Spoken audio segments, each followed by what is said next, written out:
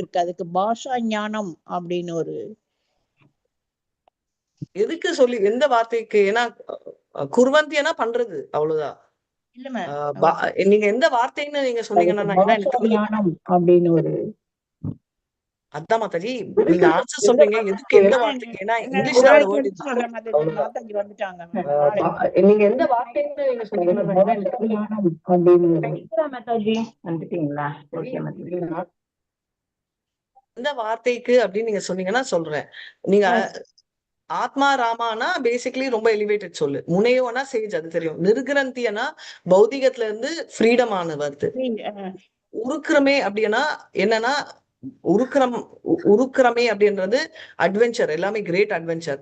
குர்வந்தியனா பண்றது. நீங்க குர்வந்தி தான் சொல்றீங்க. அஹைத்துக்கியம்னா அன்டிவியேட்டட் அட்டென்ஷன், எப்பவுமே அன்னலாய்ட் பக்தி அன்வாங்க, பியோர் டிவோட்டி. அஹைத்துக்கியம் பக்திமனா பக்தி தான், உங்களுக்கு தெரியும். இதம் பூத்தோனா கிரேட் வண்டர்ஃபுல். குணம் ஹரியனா ஹரிய பத்தி நினைக்கிறது. அப்படி இருக்கிறவங்க கூட ஆத்மா ராமயங்கள்லாம் செல்ஃப் சரண்டர்ட். பிரபு கேட்டா தெரியுமா, ஆத்மைய வெறும் ஆத்மா உண்டு இன்வால்வ் ஆறாங்க, பௌதிகத்துல இல்லாதவங்க. அப்படி இருக்கிறவங்க எல்லாம் கூட அட்ராக்ட் ஆறாங்க. பக்தியே என்றவங்க கூட பாகவதம்ல அட்ராக்ட் ஆறாங்க, ஸ்ரவணம் கீர்த்தனம் எல்லாத்துலயும் அப்படின்னு. நீங்க சொல்றது என்ன வார்த்தைன்றது, எனக்கு என்ன பர்டிகுலர் வேர்டுன்னு சொன்னீங்கன்னா நான் நாளைக்கு சொல்றேன். சரிங்களா?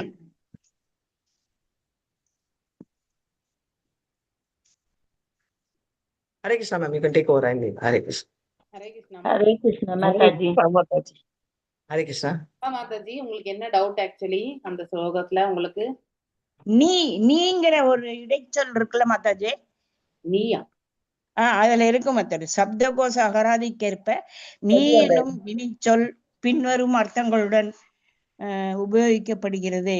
நிச்சயம், கணக்கிடுதல், கட்டுதல், தடை செய்தல். மேலும் கிரந்த எனும் சொல் செல்வம், நிரூபிக்கப்பட வேண்டிய ஒரு கொள்கை, பாஷா ஞானம் முதலான அர்த்தங்களில் உபயோகிக்கப்படுகிறது. 372 பக்கம் மாதாஜி. அந்த 7ல 10வது. அது எந்த வார்த்தைக்கு சொன்னீங்க? ஒரு நிமிஷம் சொல்லுங்க.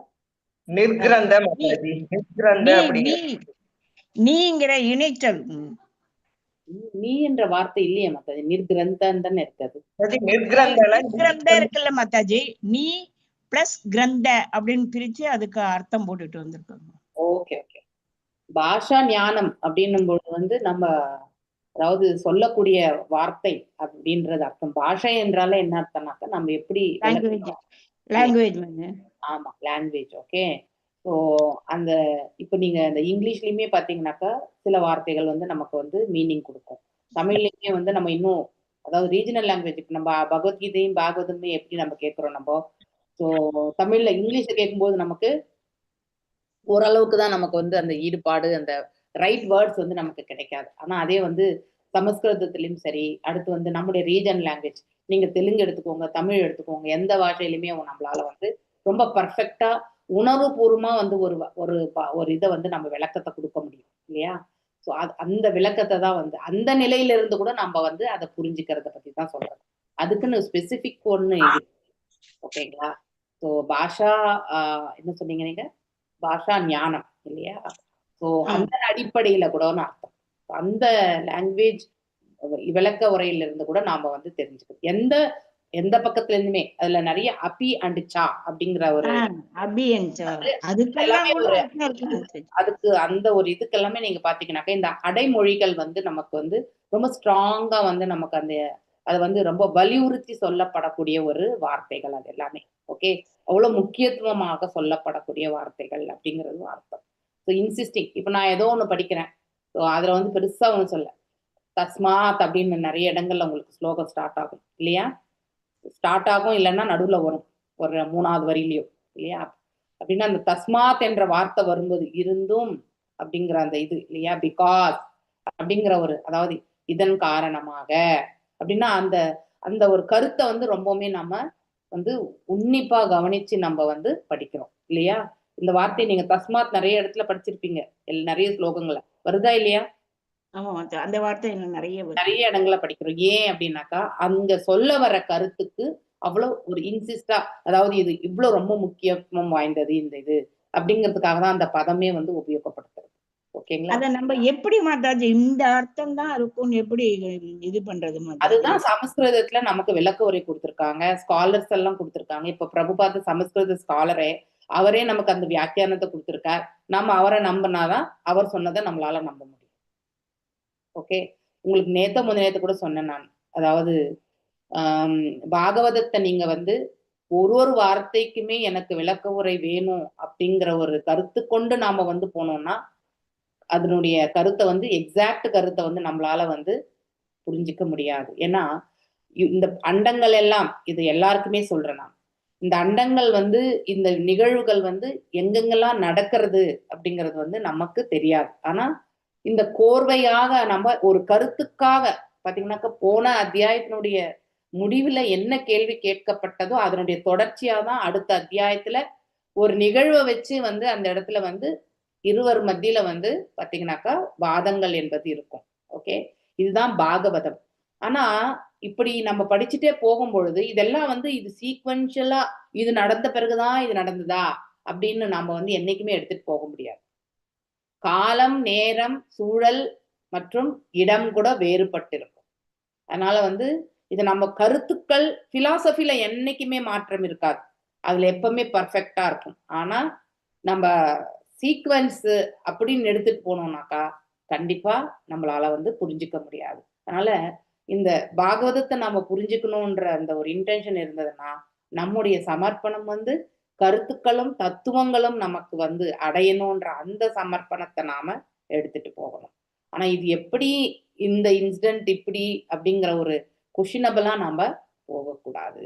அப்ப நாம என்ன ஆகும்னாக்கா நம்ம உண்மையிலேயே அந்த தத்துவத்தை புரிஞ்சுக்கிறதுக்கு பதிலா இது எங்க நிகழ்ந்திருக்கும், இது உண்மையா அப்படிங்கிற ஒரு கருத்து பத்மமாதாஜிக்கு மாத்திரம் கிடையாது, எல்லாம் நமக்கு கூட வரும், கண்டிப்பா வரும். நாம அந்த ஆங்கிள் நம்ம ஆலோசனை பண்ணா நாம எல்லாருமே ஒரே மாதிரி தான் இருக்கும்.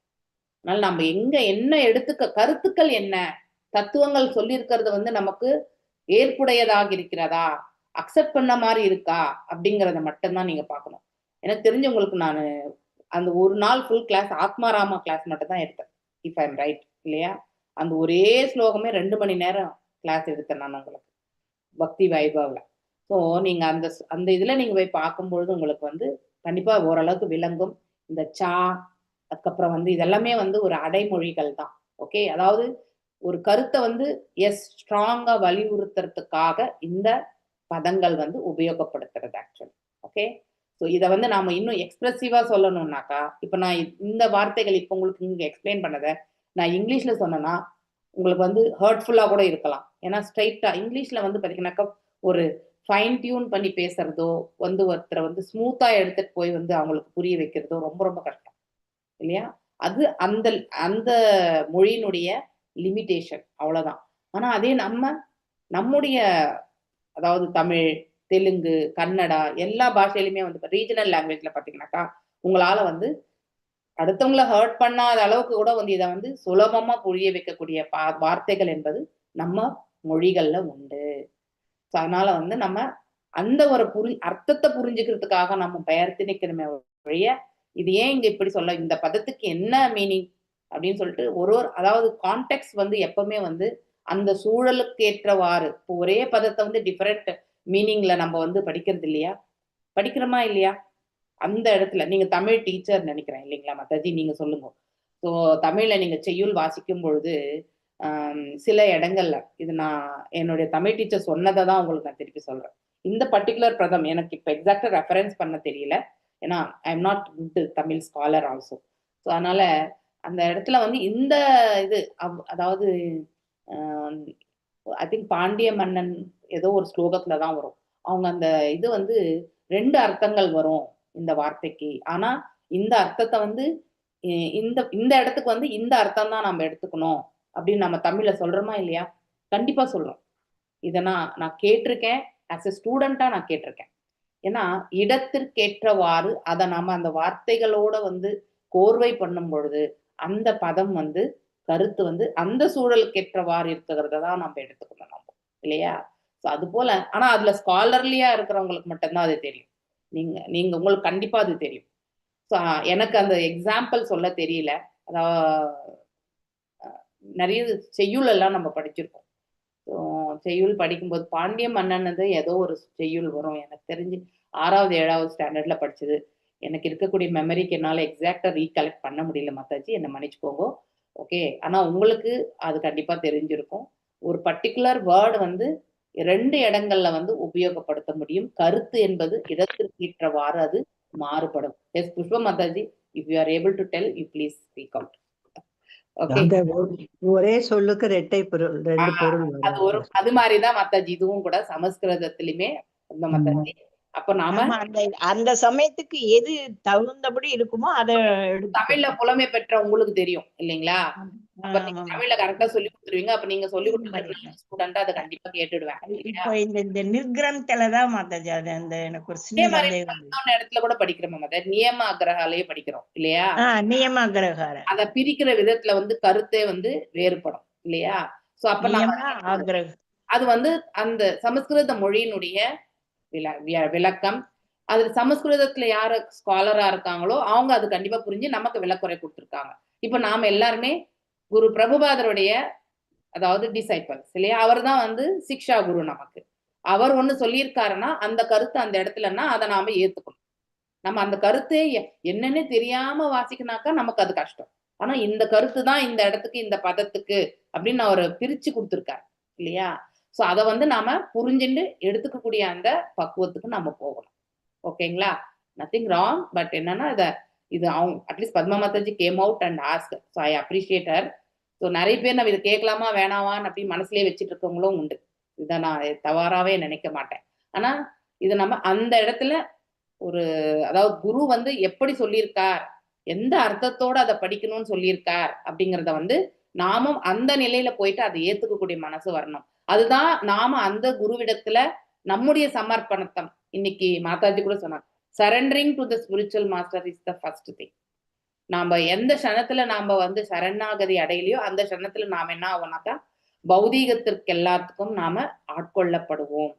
ஸோ அங்கே இப்போ ஒரு கிளாஸ் நடந்துட்டு இருக்கு. அதாவது பிரகஸ்பதியை வந்து இந்திரா வந்து அவமதிக்கிறது, பிரகஸ்பதி வந்து அவனுக்கு பனிஷ்மெண்ட் கொடுக்குற மாதிரி அவரும் வந்து அந்த இடத்தை விட்டு அகன்று விடுறது. ஏன்னா அதன் பிறகு தேவர்கள் வந்து அசுரர்களிடத்துல வந்து தங்களை இழந்து விட்டு தங்களோட நாடு நகரத்தை எல்லாம் இழந்து அதன் பிறகு எல்லாரும் பிரம்மர் இடத்துல போய் முறையிடும் பொழுது விஸ்வரூபா அப்படின்றவரை வந்து அவர் யாரு துவாஸ்தா அப்படிங்கிறக்கூடிய ஒன் ஆஃப் த பிரஜாபதிகளுடைய அதாவது மகளுடைய பிள்ளை ஆக்சுவலி அவங்களுடைய மகன் தான் விஸ்வரூபா. அவரையே வந்து பிரீஸ்டா ஏத்துட்டு அதுக்கப்புறம் யக்னங்கள் எல்லாம் பண்ணி மீண்டும் அசுரர்களோட சண்டை போட்டு அவங்களுடைய நாட்டை வந்து அவங்க மீட்டுக்கிறது. இதுதான் அந்த இடத்தினுடைய கதை. ஸோ ஒரு அதாவது தேவர்களுக்கெல்லாம் வந்து குலகுரு யார் சொல்லுங்க? தேவர்களுக்கு பிரகஸ்பதி தான் இல்லையா? ஸோ ஒரு காலகட்டத்துல வரும்பொழுது ஒரு நாள் வந்து எல்லாருமே வந்து இந்திரனை புகழ்ந்து பாடிக்கொண்டும் இல்லையா, கந்தர்வர்கள் கிண்ணறர்கள் எல்லாருமே அந்த இடத்துல அசம்பிளில வந்து பிற தேவர்கள் எல்லாருமே இருக்கிறாங்க, அப்சரர்கள் எல்லாமே நடனம் ஆடிக்கொண்டும் கந்தர்வர்களும் ஆடிக்கொண்டு இருக்கும் பொழுது அந்த சமயத்துல வந்து பிரகஸ்பதி வரார். பிரகஸ்பதி வரும்பொழுது இந்திரன் எழுந்து அவரை வந்து வரவேற்கணும், அவருக்கான ஆசனத்தை கொடுக்கணும். இதுதான் வந்து ஒரு குருவுக்கு கொடுக்கக்கூடிய மரியாதை. ஆனால் அவன் அது செய்யறதில்லை. he will be puffed up. அதுலயே வந்து அவன் வந்து அகங்காரத்தோட தன்னுடைய இந்த வைபவத்தினுடைய அகங்காரத்துல அவன் வந்து அமர்ந்திருப்பான். சோ குருவுக்கு தெரியும் தன்னுடைய சீடனுடைய பிற்காலம் என்ன நிகழும் என்பது குருவுக்கு தெரியும். அதனால் அவர் வந்து அந்த இடத்தை விட்டு அவர் சென்று விடுகிறார். ஸோ அதற்கான ஒரு கொஷின் வந்து இன்னைக்கு மாதாஜி கேட்டாங்க, ஏன் வந்து பிரகஸ்பதி வந்து இந்திரனுக்கு வந்து இல்ல வந்து ஏன் வந்து திட்டல, ஏன் வந்து அவன் செய்த தவற வந்து சுட்டி காட்டல அப்படின்னு ஒரு கொஸ்டின் வந்து வச்சாங்க. ஓகே, நான் ஒரு விளக்கத்தை கொடுத்தேன். தட் இஸ் ஆல்சோ க்ளோஸ் அப்படின்னு தான் சொன்னாங்க மாதாஜி. அப்படின்னா நம்ம அனலைஸ் பண்ணணும். என்னுடைய அனலைசிஸ் நான் எப்படி எடுத்துட்டு போனேன்னாக்கா, இந்த 17-14 லோகங்கள்ல வாழக்கூடிய நாம 3 குணங்களுக்கு எப்பொழுதுமே ஆட்பட்டவர்கள். ஆனா நமக்குன்னு உரித்தான ஒரு குணாதிசயம் ஸ்திரமாக உண்டு இல்லையா? இந்த பூமண்டலத்துல நாம இருக்கக்கூடியவங்க எல்லாருமே வந்து தாமசிக் மற்றும் வந்து ரஜோகுணத்திற்கு வந்து மனிதர்கள் என்றால் மேக்சிமம் 95% ரஜோகுணத்துல தான் இருப்போம் நம்ம. ஓகே, ஸோ நான் ரஜோகுணம் மேலோங்கி இருக்கும், தாமச குணமும் நம்மளோட மிக்ஸ் அண்ட் மேட்சா இருக்கும். ஸோ ஆனா ஒரு சில கட்டங்கள்ல நாம் என்ன பண்ணுவோம், சத்வகுணத்தை வந்து இந்த மாதிரி நம்ம இந்த இறை உணர்வு எனக்கூடிய இந்த இயக்கங்கள் எல்லாம் நாம சேரும் பொழுது இறை உணர்வை நாம வந்து அதிகமாக அதாவது பரிபாலிக்கும் பொழுது இல்லையா, அதையே நாம வந்து அனுஷ்டிக்கும் பொழுது நம்முடைய ரஜோகுணம் வந்து சத்துவகுணத்திற்கு வந்து மேலோங்கும் இல்லையா. அதன் பிறகு சுத்த சத்துவ நிலைக்கும் செல்லும். அவங்கதான் ரிஷி முனிகளாகவும் இல்லையா, அவங்க எல்லாருமே வாழக்கூடியது. இப்ப இந்திரன் வந்து தேவர்கள் எல்லாருமே சத்துவகுணம் தான். அவங்களுடைய ஸ்திரமான தன்மை வந்து சத்துவகுணம். ஸோ இது என்னோட அனாலிசிஸ் ஆக்சுவலி. ஸோ ஆனா மாதாஜி இதோட சேர்த்து அவங்க வந்து சொன்னது சரணாகதி இல்லை அப்படிங்கிறது. ஒவ்வொரு க்ஷணனமே இது நான் நிறைய இடங்கள்ல உங்களுக்கு சொல்லிட்டு தான் இருப்பேன். எவ்ரி மொமெண்ட் நமக்கு வந்து ஃபால் டவுன் கண்டிப்பா இருக்கும். நாம இன்னைக்கு நம்ம வின் பண்ணிட்டோம்னா இந்த க்ஷணம் நான் வின் பண்ணிட்டேன், இந்த க்ஷணம் நான் ரொம்பவுமே பக்தி பண்ணிட்டேன், இந்த சனத்துல நான் வந்து ரொம்ப மேன்மையான பக்தி தொண்டு செஞ்சுட்டேன் அப்படின்னு நான் நினைச்ச ஆரம்பிச்சேன்னாக்கா ஆட்டோமேட்டிக்கலி அடுத்த க்ஷணமே நான் வந்து தவறி விழுவதற்கான வாய்ப்பு வந்து எனக்காக காத்துட்டு இருக்குன்னு அர்த்தம். இதுதான் உண்மை. ஓகே. அதனால எப்பவுமே நாம ஆற்றக்கூடிய தொண்டு வந்து ரொம்ப மேன்மையான தொண்டு, யாராலுமே ஆற்ற முடியாது, நான் தான் கிரேட், சேவையில நான் தான் கிரேட் என்ன அப்படின்னு நாம் நினைக்கிறோம் பாரு. நான் தான் வந்து 108 மாலை என்னால பண்ண முடியாது ஸோ அப்படின்னு நாம் நினைக்கிறோம் பாருங்க. That is wrong. எப்போ ஒரு க்ஷணம் நாம் அதை நினைச்சோம்னாலும் அடுத்த க்ஷணமே நாம அதை செய்ய முடியாத ஒரு சூழ்நிலை கூட நாம தள்ளப்படுவோம். We should never be puffed up with whatever activities. அது பௌதிகமா இருக்கட்டும், ஆன்மீகமா இருக்கட்டும், நமக்கு இந்த அகங்காரம் எனக்கூடிய பண்பு வந்து நம்ம கிட்ட வரும். ஸோ இந்த அகங்காரம் எனக்கூடிய பண்பு என்னது? தட் இஸ் ரிலேட்டட் டு ரஜோகுணம். ஸோ இந்திரன் வந்து அந்த க்ஷணத்துல அவன் என்ன மாதிரி ஆறான், அவனுடைய வைபவத்தினுடைய அகங்காரத்தினால் வந்து தன்னுடைய குருவுக்கே அவன் வந்து வந்தனங்களோ இல்லை அவரை வந்து மரியாதை செலுத்துவதற்கு அவன் வந்து அவனுடைய மனசு வந்து கொடுக்கறதே கிடையாது. So that is how actually நான் இது வரைக்கும் தான் சொன்னேன். அதாவது அந்த ஒரு நிலையில வந்து அவன் வந்து எந்த அறிவுரை சொன்னாலுமே அவன் ஏற்றுக்கொள்ளக்கூடிய நிலை இருக்காது. இது நாம கூட நம்முடைய வாழ்க்கையில பார்க்கலாம். நம்மளை சுத்தி இருக்கிறவங்க ஒரு கடினமான சூழ்நிலையில இருக்காங்க, இல்ல வந்து ஒரு அகங்காரத்தை வெளிப்படுத்தின்னு இருக்காங்க. நாளைக்கு அவங்க அந்த மாதிரி செய்யும் பொழுது அது அடுத்து வந்து அவங்களுக்கு வந்து அதனுடைய விளைவு வந்து மோசமான ஒரு நிலைக்கு போவாங்கன்னு நமக்கு புரிந்தால் கூட நாம நிறைய விஷயங்கள்ல சொல்லாமலே வந்திருக்கலாம் இல்லையா. நினைக்கிறோமா இல்லையா, இதை சொன்னா அவன் தப்பா எடுத்துப்பான், நாளைக்கு அவனுக்கு இது வந்து இந்த செயல் இப்படி போறதுனால அவனுக்கு வந்து கஷ்டம்தான் வரும் அப்படிங்கிறது எனக்கு புரியுது. ஆனா அதை நான் சொன்னா அவன் ஏத்துக்கக்கூடிய நிலைமையில கிடையாது. இது நம்ம பெரியவங்க கூட சொல்றாங்க இல்லையா, வீட்டுல பெரியவங்க கூட அவங்க மௌனமா அந்த இடத்தை விட்டு அகன்று விடுவார்கள் இல்லையா. அதை நம்ம பார்த்திருக்கோமா? கண்டிப்பா பார்த்திருக்கோம். ஸோ நான் இது வரைக்கும் தான் இந்த அனாலிசிஸ் வரைக்கும் தான் நான் போனேன். மாதாஜி லிட்டில் க்ளோஸ் அப்படின்னு சொன்னாங்க. ஆனா அதுக்கப்புறம் மாதாஜி சொன்னது வெரி நைஸ் ஆக்சுவலி. ஏன் அந்த புத்தி வந்தது அப்படின்னு அகங்காரம் வந்தது என்பது நாம குருவிடத்துல சமர்ப்பணத்தை வந்து ஒவ்வொரு க்ஷணமும் சமர்ப்பணம் பண்ணணும். தட் இஸ் ஹவ் காலையில நம்ம சம்சார தாவா பண்றோம் இல்லையா, அப்ப நம்ம மனதால வந்து நம்முடைய குரு மகாராஜுக்கும் அடுத்து ஸ்ரீல பிரபுபாதருடைய பாதார விந்தங்களுக்கும் நாம நம்முடைய சமர்ப்பணத்தை வந்து சப்மிட் பண்ணணும். எவ்ரி மொமெண்ட் வந்து நமக்கு வந்து மாயை வந்து நம்மளை வந்து சுத்திட்டே தான் இருக்கான் இல்லையா. அவன் நம்மளை என்னைக்கு இருந்தாலும் கீழே தள்ளி விட்டுடுவான். ஸோ எனி க்ஷணம் ஷீ இஸ் வெயிட்டிங். நாம் அதை எல்லாத்தையுமே பக்குவமா எடுத்துட்டு போகும்போதுதான் நல் மார்க்கத்தை அவர் வந்து காட்டி கொடுப்பான். இல்ல நாம எப்பயாவது ஒரு சமயத்துல நான் அகம்பாவத்தை காட்டினேன்னா அடுத்த க்ஷணமே நான் வந்து கீழே விழுறதுக்கான பாதை வந்து கண்டிப்பா காத்துட்டு இருக்குன்னு அர்த்தம்.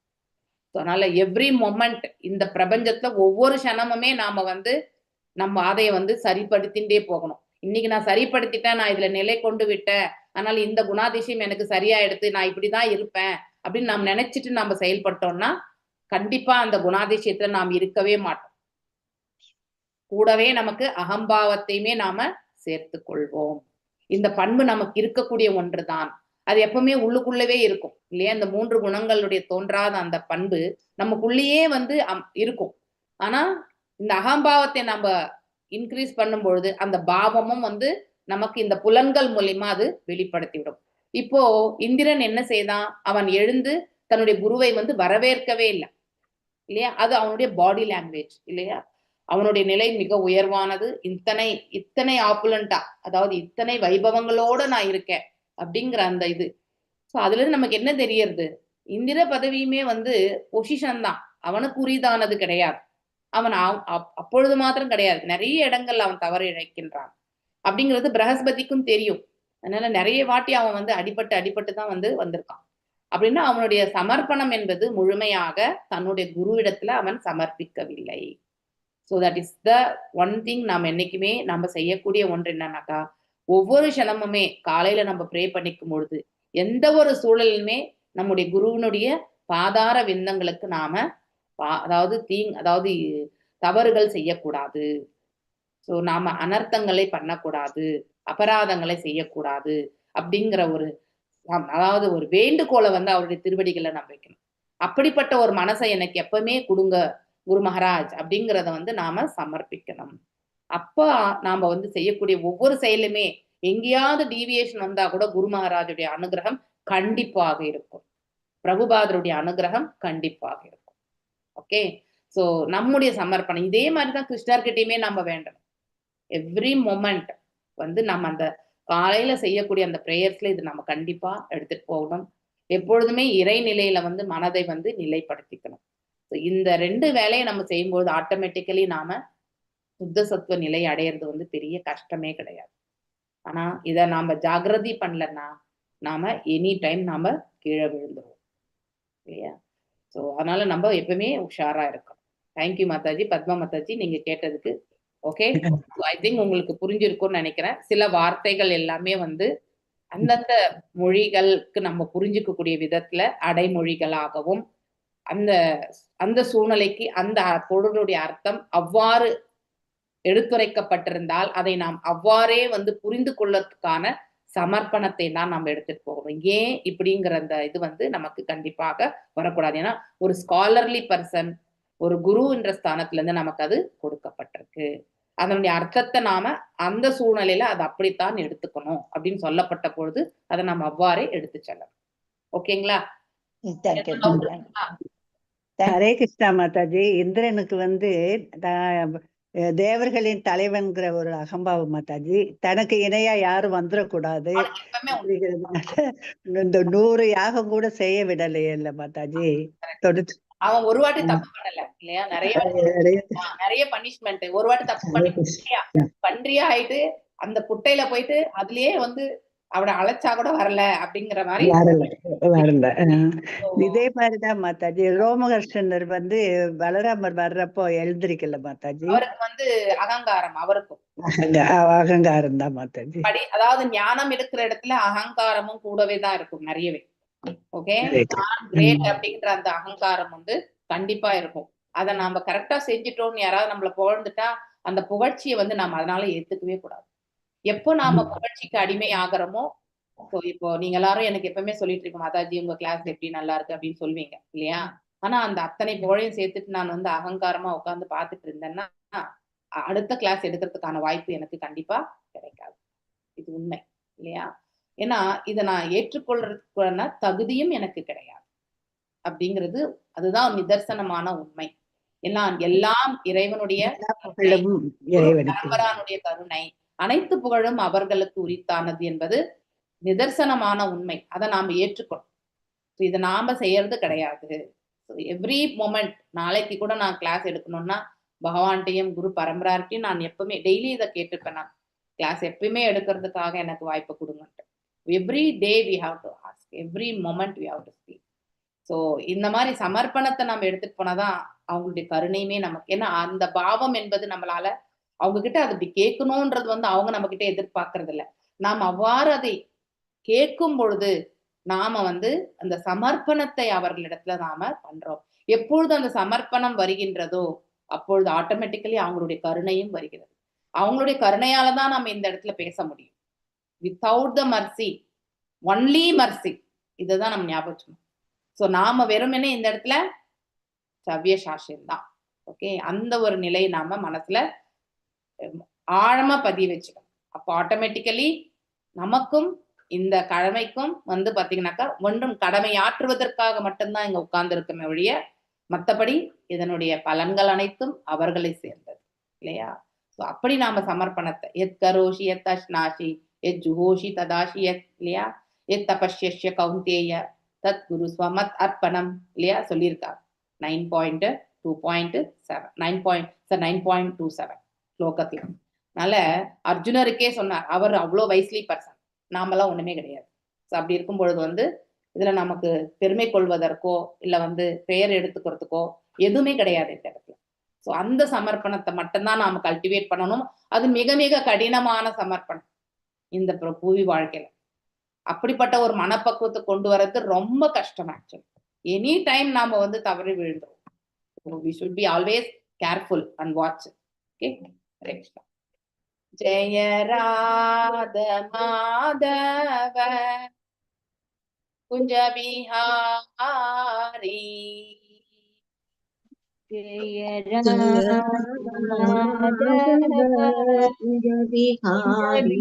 ராதவி ஜெய ராத மாதவ குஞ்ச பிஹாரி ராதா மாதவ குஞ்ச பிஹாரி ஜய கோபி ஜன வல்லபா கிரிவரதாரி ஜய கோபி ஜன வல்லபா கிரிவரதாரி கோபி ஜன வல்லபா கிரிவரதாரி ஜய கோபி ஜன வல்லபா கிரிவரதாரி நந்தன பிரஜன ரஞ்சன யசோத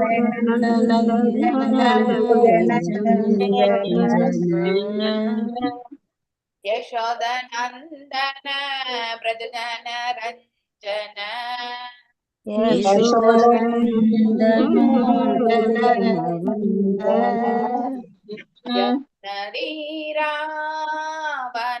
ராவணச்சாரி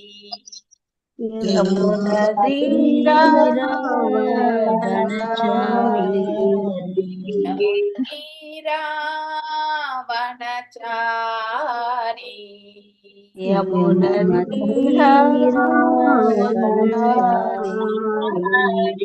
ஜய ராத மாதவ குஞ்ச பிஹாரி ஜெய ராதா மாதவ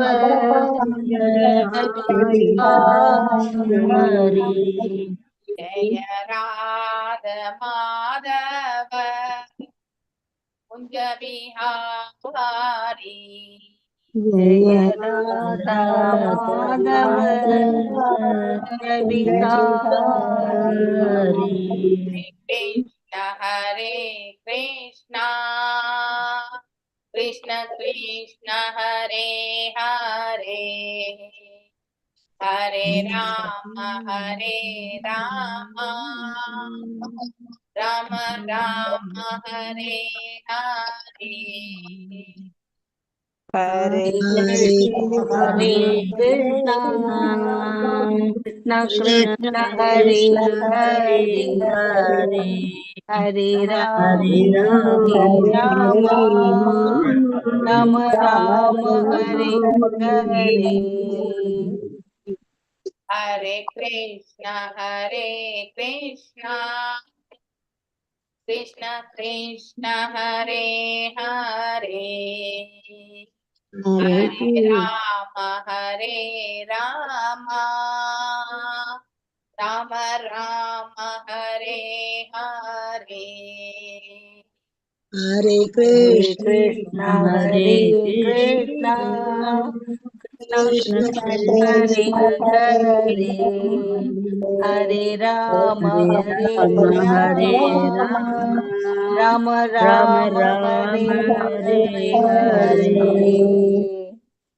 கிருஷ்ணா. ஓம் நமோ பகவதே வாசுதேவாய. ஓம் நமோ பகவதே வாசுதேவாய. நமோ பகவதே வாசுதேவாய. ஓம் நமோ பகவதே வாசுதேவாய. ஓம் நமோ பகவதே வாசுதேவாய. ஓம் நமோ பகவதே வாசுதேவாய. நாராயணம் நமஸ்கிருத்யா நாராயணம் நமஸ்கிருத்ய நரம் சைவ நரோத்தமம் नरं चैव नरोत्तमम् देवीं सरस्वतीं व्यासं देवीं सरस्वतीं व्यासं ततो जायामुदीरयेत् ततो जयामुदीरयेत् नष्टप्रायेषु अभद्रेषु नाशप्रायेषु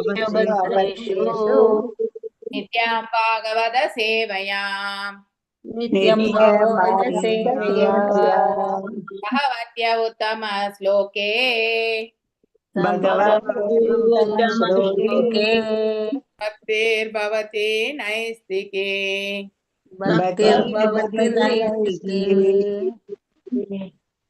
இன்னைக்கு நாம 21வது ஸ்லோகம் பார்க்க போறோம். எஸ் கீதா மாதாஜி வாசிங்கோ. ஹரே கிருஷ்ணா.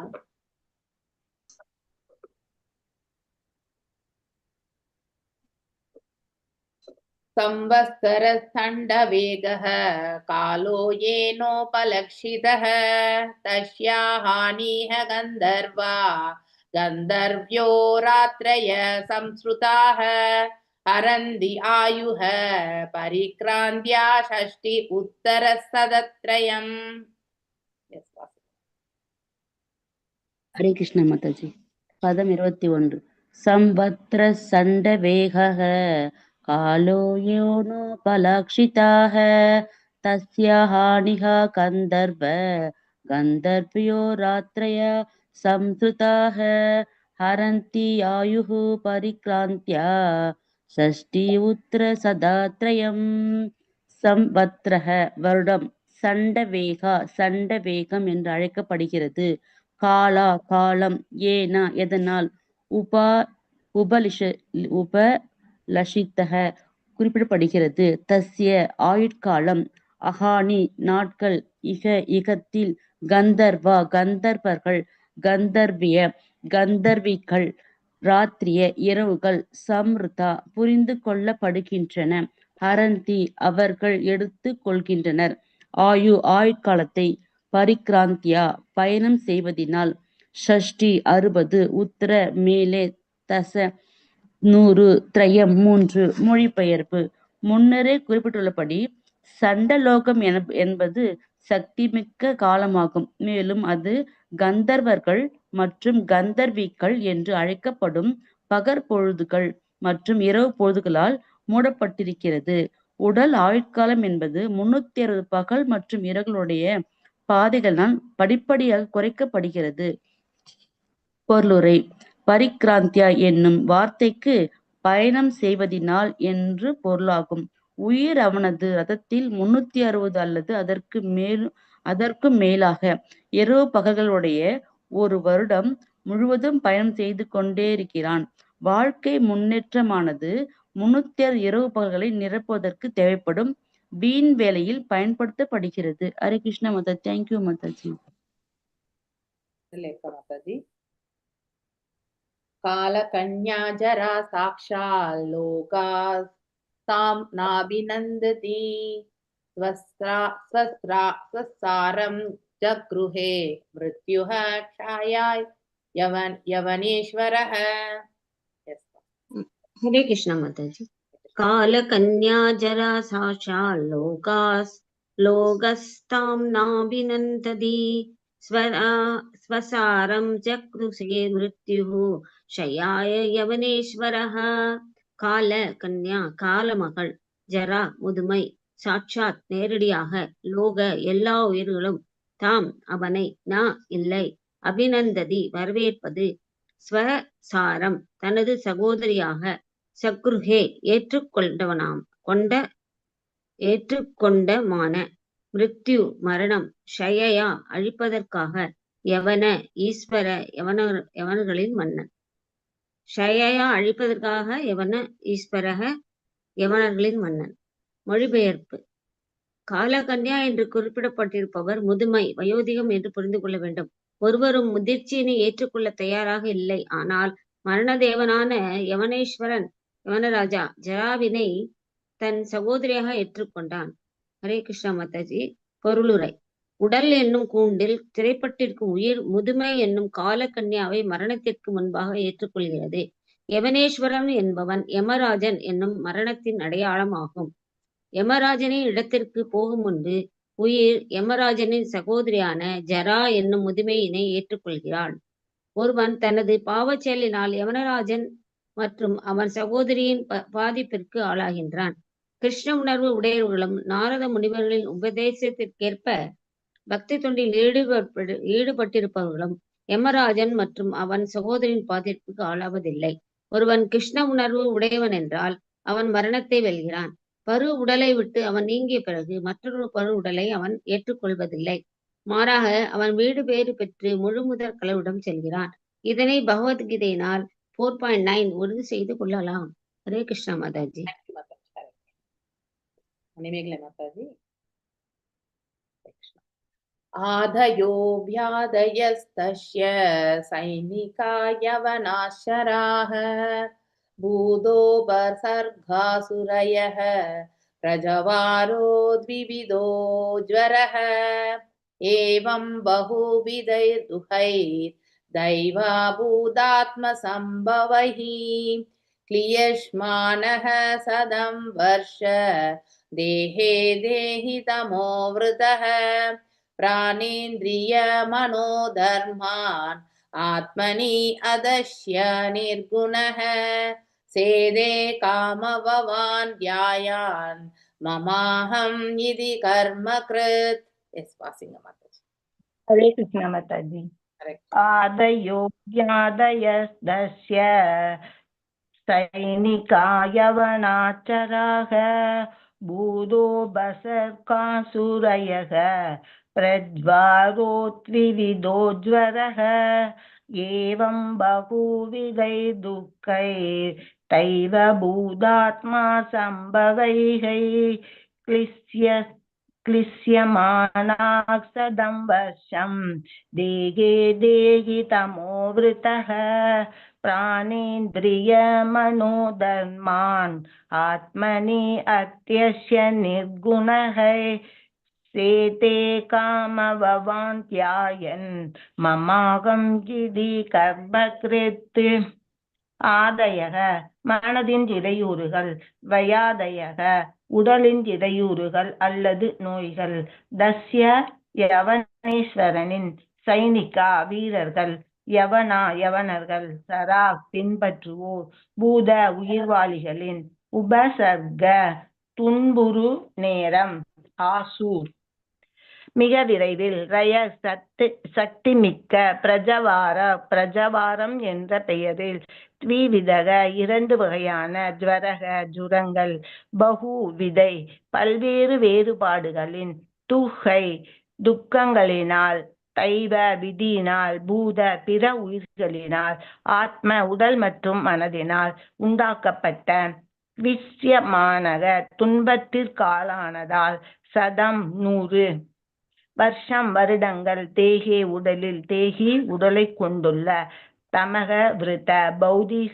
தோற்றத்தினால் மூடப்பட்டு, பிராண உயிரின், இந்திரிய புலன்களின், மனதின், தர்மங்கள், ஆத்மனி ஆத்மாவிற்கு, ஆத்யஸ்ய தவறாக எண்ணிக்கொண்டு, நிர்குணக உன்னதமாக இருந்த போதிலும், சேதே கீழே இடது, காம புலனின்பத்தின், பவான் கூறுகளின், தியானித்து, மம எனது, அகம் நான், இதி இவ்வாறு, கர்ம கிருத் செயல்படுவேன். மொழிபெயர்ப்பு. யவனேஸ்வரனின் யமராஜனின் தொண்டர்கள் மரண வீரர்கள் என்று அழைக்கப்படுகின்றனர். அவர்கள் உடல் மற்றும் மனதிற்குரிய பல்வேறு வகையான இடையூறுகள் என்று அறியப்படுகின்றனர். பிரஜ்வாரம் என்பது இருவகை காய்ச்சல் ஆகும். அவை கடுமையான உஷ்ணம் மற்றும் கடுமையான குளிர் போன்ற டைபாய்டு மற்றும் நிமோனியாவாகும். உடலினுள் இருக்கும் உயிர் தெய்வ செயல், பிற உயிர் அவனது உடல் மற்றும் மனம் போன்றவற்றினால் பெரும் துன்பத்திற்கு ஆளாகிறது. இத்துன்பங்களை தவிர புத்தி, மனம், உடல் போன்றவற்றின் தேவைகளுக்கு ஆட்பட்டும் பல்வேறு வகையான நோய்களினால் பாதிக்கப்பட்டும் கூட உலகினை அனுபவித்து மகிழ வேண்டும் என்னும் பேராசையின் நிமித்தம் அந்த உயிரை பெற்றுள்ளவன் பல்வேறு திட்டங்களினால் இழுத்து செல்லப்படுகிறான். இப்பௌதீக தோற்றத்தினை கடந்தவனாக இருந்த போதிலும் உயிருள்ள ஒருவன் அறியாமையின் காரணமாக தவறான ஆணவத்தின் கீழ் நான், எனது என்பது உலக துன்பங்கள் அனைத்தையும் ஏற்றுக்கொள்கிறான். இவ்வாறு அவன் உடலினுள் 100 வருடங்கள் வாழ்கிறான். பொருளுரை: வேதங்களில் அசங்கோ அயம் புருஷக என்று குறிப்பிடப்பட்டிருக்கிறது. ஆத்மா பௌதீகமானதல்ல. ஆகையினால் உயிரோடு இருப்பவன் வெளித்தோற்றத்திலிருந்து உண்மையில் தனித்திருப்பவனே ஆவான். பகவத்கீதையிலும் உயிர் உயர்ந்த சக்தி என்றும் வெளிப்பொருட்களான நிறம், நீர், நெருப்பு, காற்று போன்றவை தாழ்ந்த சக்தி என்றும் குறிப்பிடப்பட்டிருக்கிறது. இந்த பொருட்களும் கூட பின்னர், அதாவது பிரிந்த சக்தியே ஆகும். அகசக்தி அல்லது உயர் சக்தி புறசக்தியுடன் தொடர்பு கொள்ளும் பொழுது அவன் பல்வேறு துன்பங்களுக்கு ஆளாகிறான். பகவத்கீதையில் 2.14 பகவான் மேலும் கூறுகிறார்: மாத்ரா ஸ்பர்சாஸ்து கௌந்தேய சுக துக்கதாக. பரு உடலை பெற்றிருப்பதினால் உயிர் காற்று, நெருப்பு, நீர், அதிக உஷ்ணம், அதிக குளிர், சூரிய ஒளி, அளவுக்கு மீறி உண்பது, சுகாதாரமற்ற உணவு, உடலிலுள்ள 3 தாது பொருட்களின் கபம், பித்தம், வாயு அளவு கூடுதல் குறைதல் போன்றவற்றினால் விளையும் பல துன்பங்களுக்கு ஆளாகிறது. குடல், தொண்டை, மூளை போன்றவை உயிரோடு இருப்பவனின் அதிகபட்ச துன்பங்களுக்கு ஆதாரமாக விளங்கும் பல்வேறு வகையான நோய்களினால் பாதிக்கப்படுகின்றன. ஆனால் உயிர் இப்பௌதீக பொருள்கள் அனைத்திலும் இருந்தும் வேறுபட்டவன் ஆவான். 2 வகையான ஜீரங்கள் என்று இஸ்லோகத்தில் குறிப்பிடப்பட்டிருப்பவற்றில் இன்றைய மொழியில் டைபாய்டு விஷஜுரம் மற்றும் நிமோனியா சீதஜுரம் என்று கூறலாம். உடலில் கடுமையான காய்ச்சல் இருக்கும் பொழுது அது டைபாய்டு மற்றும் நிமோனியாவாக இருக்கும். இவையே இங்கு பிரஜ்வாரம் என்று குறிப்பிடப்பட்டிருக்கிறது. மேலும் பிற உயிர்களாலும் பல துன்பங்கள் உண்டாக்கப்படுகின்றன. அரசாங்கம் வசூலிக்கிறது. திருடர்கள், துஷ்டர்கள், ஏமாற்று பேர்வழிகள் பலர் இருக்கின்றனர். பிற உயிர்களால் வரும் துன்பம் அதி பௌதீகம் என்று அழைக்கப்படுகின்றது. மேலும் பஞ்சம், கொள்ளை நோய், வறட்சி, யுத்தம், நிலநடுக்கம் போன்ற பல துன்பங்கள் இருக்கின்றன. இவை எல்லாம் தேவர்கள் அல்லது நமது சக்திக்கு அப்பாற்பட்டவர்களால் ஏற்படுவது ஆகும். உண்மையில் உயிர்களுக்கு பல எதிரிகள் இருக்கின்றனர். இவையெல்லாம் விளக்கப்படுவதற்கு காரணம் உலக வாழ்க்கை எத்தனை துன்பம் வாய்ந்தது என்பதை எடுத்து காட்டுவதற்கேயாகும். வாழ்வின் அடிப்படை துன்பம் என்னவென்பதை அறிந்து கொண்டு ஒருவன் மண்ணுலக பிடியிலிருந்து விடுதலை பெற்று வீடு பேறு பெற்று முழுமுதற் கடவுளை அடைய வேண்டும். உண்மையில் உடலோடு இருப்பவன் மகிழ்ச்சியாக இருக்க முடியாது. உடல் இருக்கும் காரணத்தினால் அவன் பசி மற்றும் தாகத்தினால் வருந்துகிறான். அவன் மனம், வாக்கு, சினம், வயிறு, பிறப்புறுப்பு, குதம் போன்றவற்றினாலும் பாதிக்கப்படுகின்றான். பல்வேறு துன்பங்கள் அவனை சுற்றி இருப்பதற்கு காரணம் அவன் உலகில் தன் புலன்களை திருப்திப்படுத்த வேண்டும் என்று விருப்பப்பட்டதினாலேயே ஆகும். அவன் புலனுகர்ச்சி செயல்களிலிருந்து தன்னை விடுவித்துக் கொண்டு தனது புலன்களை பகவானின் தொண்டில் ஈடுபடுத்தினான் என்றால் வாழ்வின் பிரச்சனைகள் அனைத்தும் உடனே குறையும். மேலும் அவன் கிருஷ்ண உணர்வில் வளர்ச்சி பெற்றான் என்றால் அவன் அனைத்து துன்பங்களிலிருந்தும் விடுதலை பெறுவதோடு தன்னுடைய உடலை விட்டு நீங்கிய பிறகு வீடு பேறு பெற்று முழுமுதற் கடவுளையும் அடைவான். ஹரே கிருஷ்ணா மாதாஜி. தேங்க்யூ மாதாஜி. ஓம் அஜ்ஞானதிமிராந்தஸ்ய ஞானாஞ்சனய ஷலாக்கய சக்ஷுருன்மிலிதம் யேன தஸ்மை ஸ்ரீ குரவே நமः. ஸ்ரீ சைதன்ய மனோபீஷ்டம் ஸ்தாபிதம் யேன பூதலே ஸ்வயம் ரூபா கதா மह्यं ததாதி ஸ்வாபதாண்டிகம். हे कृष्णा करुणा सिंधु दीनबंधु जगत्पते गोपेशा गोपिका कांता राधकांता नमस्तुते. तप्त कांचन गौरांगी ராதே விருந்தாவனேஸ்வரி ரிஷபானுசுதே தேவி பிரணமாமி ஹரி பிரியே வாஞ்சகல்பதாரூப்யஸ்ய கிருபா சிந்தூபியேவ ச பதீதானாம் பாவனேபியோ வைஷ்ணவேபியோ நமோ நமः. நமோ விஷ்ணுபாதாய கிருஷ்ணப்ரேஷ்டாய பூதலே ஸ்ரீமதி பக்தி வேதாந்த स्वामिनिधि नामिने नमस्ते सारस्वते देवे गौरवाणी प्रचारिणे निर्विशेष शून्यवादे पाश्चात्य देशधारिणे. जय श्री कृष्ण चैतन्य प्रभु नित्यानंद श्री अद्वैत गदाधर श्रीवासादि गौर भक्त वृंदा. हरे कृष्णा कृष्णा कृष्णा हरे हरे, हरे राम राम राम हरे हरे, हरे कृष्णा कृष्णा कृष्णा हरे हरे, हरे राम राम राम हरे हरे. ஸோ நாம இன்னைக்கு நேற்றுலாம் என்ன படித்தோம்? அந்த அதாவது நாரத மகரிஷி இப்போ டைரக்டா புரஞ்சனன் யாரு புரஞ்சனி யாரு அப்படிங்கிறத வந்து கற்பனை கதாபாத்திரம் இல்லாம டைரக்டா சொல்லிகிட்டே இருக்கார். ஓகே, அதாவது இந்த ஜீவன் வந்து அதாவது புரஞ்சனன் அங்க சொன்ன அந்த கதைக்கான கதாபாத்திரம் வந்து இந்த இடத்துல சொல்றார். அடுத்து ரதம் என்பது இந்த உடலை பற்றி சொல்வது இல்லையா. அடுத்து வந்து இது அம்பு வில்லு. வில் என்பது என்னது? இந்த ஜீவன் வந்து என்ன மாதிரி? அவன்தான் சுகிப்பவன், அவன்தான் செயல்படுபவன் அப்படிங்கிற ஒரு நிலையில இருக்க இல்லையா. அதாவது அது வந்து வெளிப்பாடு. ஆனா இந்த அம்புதான் வந்து டைரக்டா போய் செயல்படுறதே. ஆனா வில்லு இல்லாம அம்பு நிகழாது, அதாவது எய்ய முடியாது இல்லையா. ஆனா இந்த வில்லு என்ன பண்ணணும்னு நினைக்கும்? நான் தான் செய்யறேன் அப்படின்னு நினைக்கும் இல்லையா. அந்த மாதிரிதான் நம்முடைய உடல் கூட இல்லையா. நம்ம உடல் தளத்துல இருந்து நோக்கும் பொழுது நம்ம எல்லா வேலைகளுமே நம்ம என்ன பண்றோம்? வீட்லயும் சரி வெளியில எல்லா இடத்துலயுமே நம்ம பிசிக்கலா இந்த கை கால் எல்லாத்தையும் வச்சு மனசு எல்லாத்தையும் வச்சுதான் நம்ம செய்யறோம் இல்லையா. இது இப்படிதான் செய்யணும், அது அப்படிதான் செய்யணும்ட்டு. அப்போ நாம இந்த தளத்துல இருந்து நோக்கிறது எதுக்கு ஒப்பிடப்பட்டிருக்குனாக்கா வில்லுக்கு ஒப்பிடப்பட்டிருக்கு. உண்மையிலே வில்லு தனித்து எதுவுமே வந்து செயல்படாது இல்லையா. அதாவது அதை எய்யக்கூடிய நபரும் வேண்டும், அதற்கு வந்து தேவையான வில்லும் தேவை. அம்பு வந்து எந்த செயலுமே செய்யறது கிடையாது. தனித்து இருக்கக்கூடிய அம்போ வில்லோ எதுவுமே செயல்படுத்த முடியாது இல்லையா. மேலும் அந்த வில்லையும் அம்பையுமே நாம் உபயோகப்படுத்தும் பொழுது இலக்கு நோக்கி செல்றது எது? வில்லுதான். அம்பு எதுவுமே செய்யறது கிடையாது இல்லையா. இந்த பொசிஷனிங் மட்டும்தான் அது உபயோகப்படுத்துது. அது போலதான் இந்த உடல்மை என்ற எந்திரத்தை நாம் இந்த இடத்துல இந்த ஜீவன் எனக்கூடிய அந்த வில்ல வந்து ஒரு இலக்கை நோக்கி நாம எடுத்துட்டு போறோம் இல்லையா.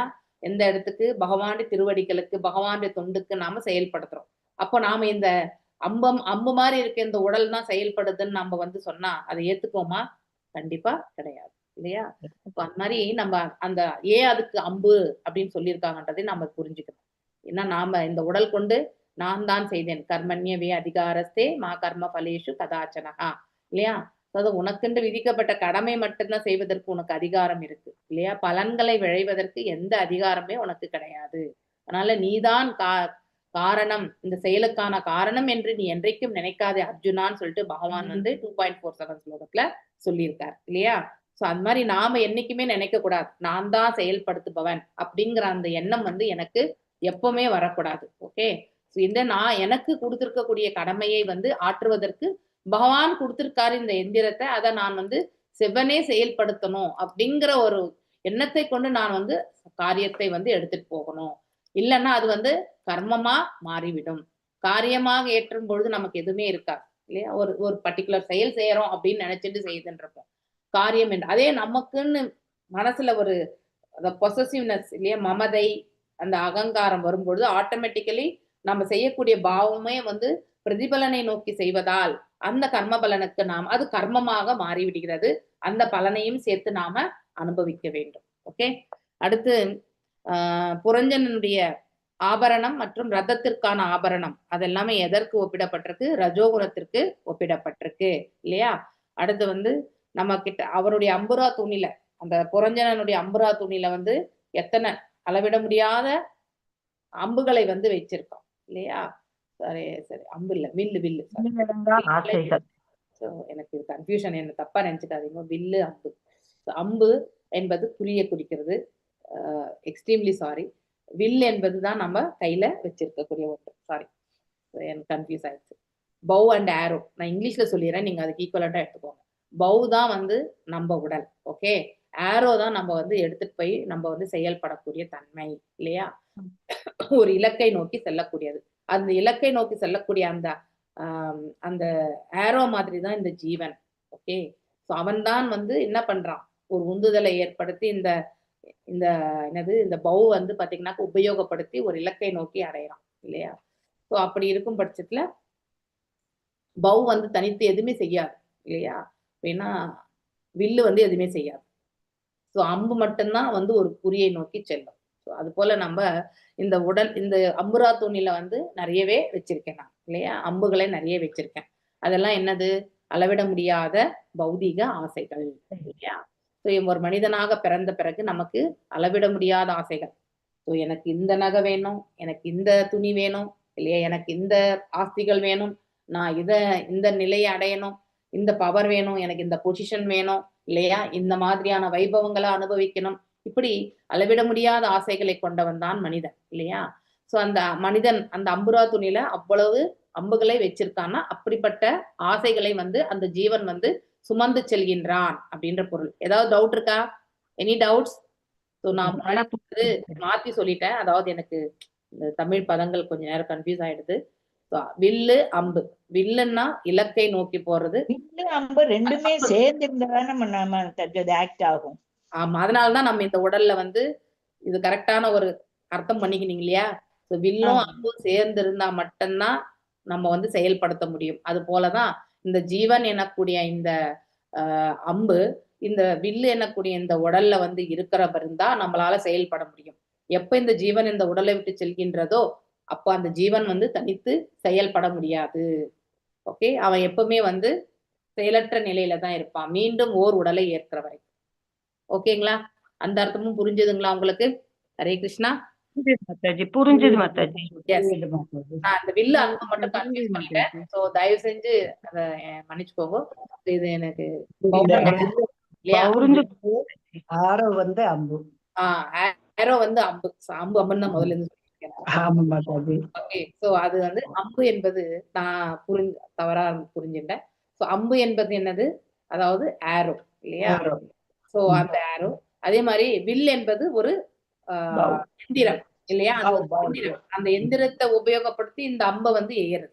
அதனால வந்து அது போல இந்த உடல் என்னும் எந்திரத்தை வச்சு இந்த ஜீவாத்மா என்ன பண்ணுது, இந்த உடல்ல இருந்து செயல்பட ஆரம்பிக்குது. ஓகே, இரண்டுமே தேவை செயல்படுவதற்கு, இல்லைன்னா செயல்படாது. ரெண்டுமே தேவை ஆக்சுவலி. அப்ப வில்லு உடல் மாதாஜி, அம்பு வந்து செயற்புலன்கள். இல்ல, அம்பு வந்து ஜீவன் ஆக்சுவலி. என்ன மாதிரி செயல் பண்றது, எந்த இலக்கை நோக்கி போறது, இதெல்லாமே வந்து வந்து மனசு புத்தி இதெல்லாம் டைரக்ஷன்ஸ் வரும். வந்து அந்த குருகுலத்துல துரோணாச்சாரியாரு எல்லாருக்குமே வந்து வில் பரீட்சை வச்சாரு இல்லையா, வில் அம்பு பரீட்சை இல்லையா, வில் மேல. அப்ப வைக்கும் பொழுது ஒருத்தருமே இங்க இருந்து அந்த அந்த இடத்துல நோக்குங்க அப்படின்னு சொல்லும் பொழுது அந்த விஷன் இல்லையா, குறி கோல் என்னன்றது நோக்கும் பொழுது நமக்கு கூட இந்த நோக்கத்தை வந்து எடுத்துட்டு வரணும். நமக்கு பௌதீக நோக்கமா இருக்கா இல்ல ஆன்மீக நோக்கமா இருக்கான்றதுதான் நமக்கு ரெண்டு விதமான நோக்கங்கள். சோ இப்போ நம்ம அந்த நோக்கத்தை நாம எடுத்துட்டு போகும் பொழுது அர்ஜுனருக்கு வந்து அந்த மரத்துல இருக்கக்கூடிய எல்லாருக்குமே அந்த மரம் தெரியறது, மரத்துல இருக்கக்கூடிய பறவை தெரியறது, அது வரைக்கும் தான் போனாங்க. ஆனா அர்ஜுனருக்கு என்ன தெரிஞ்சது, அந்த பறவை கண்ணு தெரியுது இல்லையா. சோ அந்த அளவுக்கு நம்ம அது எதை குறிக்கிறதுனா ஒரு மனிதனுடைய புத்திய வந்து குறிக்கிறது. அந்த புத்திய வந்து சரியாக உபயோகப்படுத்தும் பொழுது நாம சரியான பாதையில போகும். இல்லைன்னா இந்த ஓவராலா தெரியறது இல்லையா, அதாவது அங்க இருக்கு நான் கூட தூரத்துல இருந்து பார்க்கும்போது அந்த மரம் தெரியுது, மரத்து மேல பறவை தெரியுதுன்னு சொன்னாக்கா அது நாம இந்த பிரபஞ்ச வாழ்க்கையை வந்து நம்ம வந்து எப்படி பிரத்யட்சமா பாக்குறோமோ அதுதான் தெரியுது. அதையும் தாண்டி தான் நாம வந்து சப்த பிரமாணத்துல இருந்து நோக்கணும் இல்லையா, கேட்டல். அதுக்குதான் நம்ம வந்து சப்மிசிவா கேட்கறத வந்து ஃபர்ஸ்ட் கத்துக்கணும். கேட்கும் பொழுது ஆட்டோமேட்டிக்கலி நம்முடைய புத்தியுமே வந்து கூர்மை அடைகின்றது. அதனால எதுதான் இலக்குன்ற தெரிஞ்சுக்கக்கூடிய அந்த பக்குவத்திற்கு நாம கண்டிப்பா வருவோம்.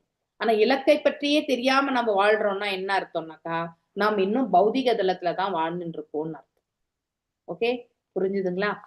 மேலும் இரண்டு வெடிக்கக்கூடிய அம்புகள் எது, ஒருத்தருடைய அகங்காரமும் மமதையும் இல்லையா. மமதை என்பது என்னுடையது, எல்லாம் என்னுடையது அப்படின்னு நினைக்கிறோம் பாருங்க, அதுதான் மமதை.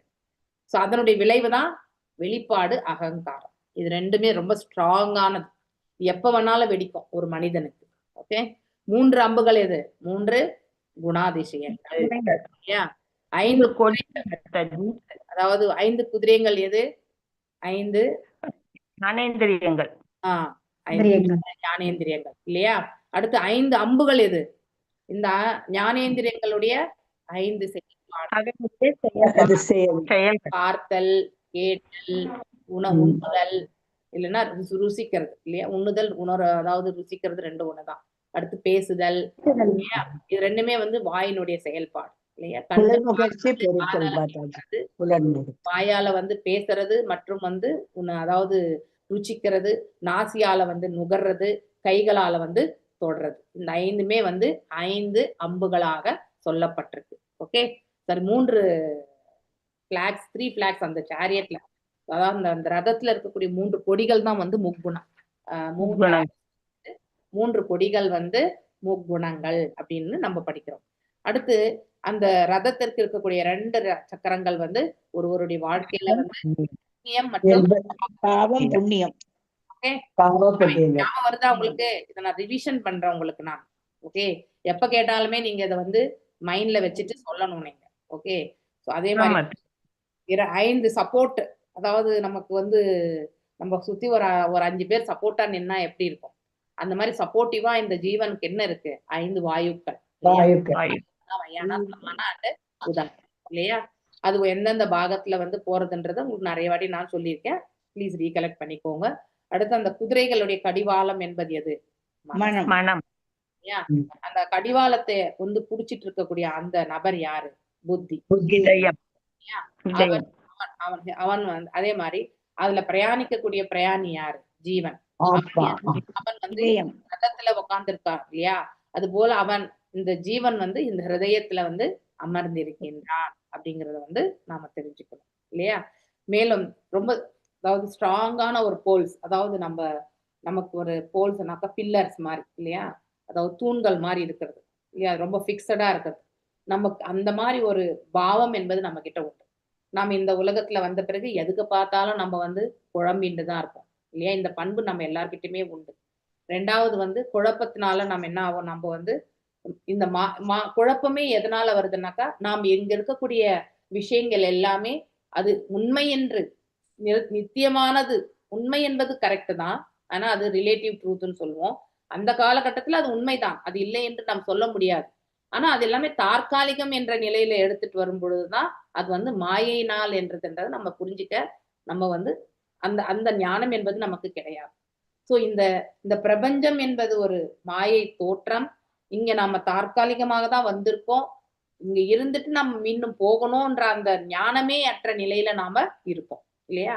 அப்போ நம்ம இங்க ஏற்படக்கூடிய சூழலுக்கு எல்லாமே வந்து குழப்பத்தையும் கலக்கத்தையும் இல்லையா, துன்பத்தையுமே நாம வந்து வலியும் வேதனையுமே நாம உணர்கின்றோம். இதெல்லாமே ஸ்ட்ராங்கா இருக்கக்கூடிய இந்த பிரின்சிபல். அதனால குழப்பம் மற்றும் மாயை இந்த 2 வந்து ரொம்ப ஸ்ட்ராங் இந்த இடத்துல நமக்கு இல்லையா? மற்றும் 7, அதாவது நம் மறைப்புகள் இல்லையா? 7 மறைப்புகள் இருக்கு. அந்த 7 மறைப்புகள் எதுனாக்கா தோல் இல்லையா?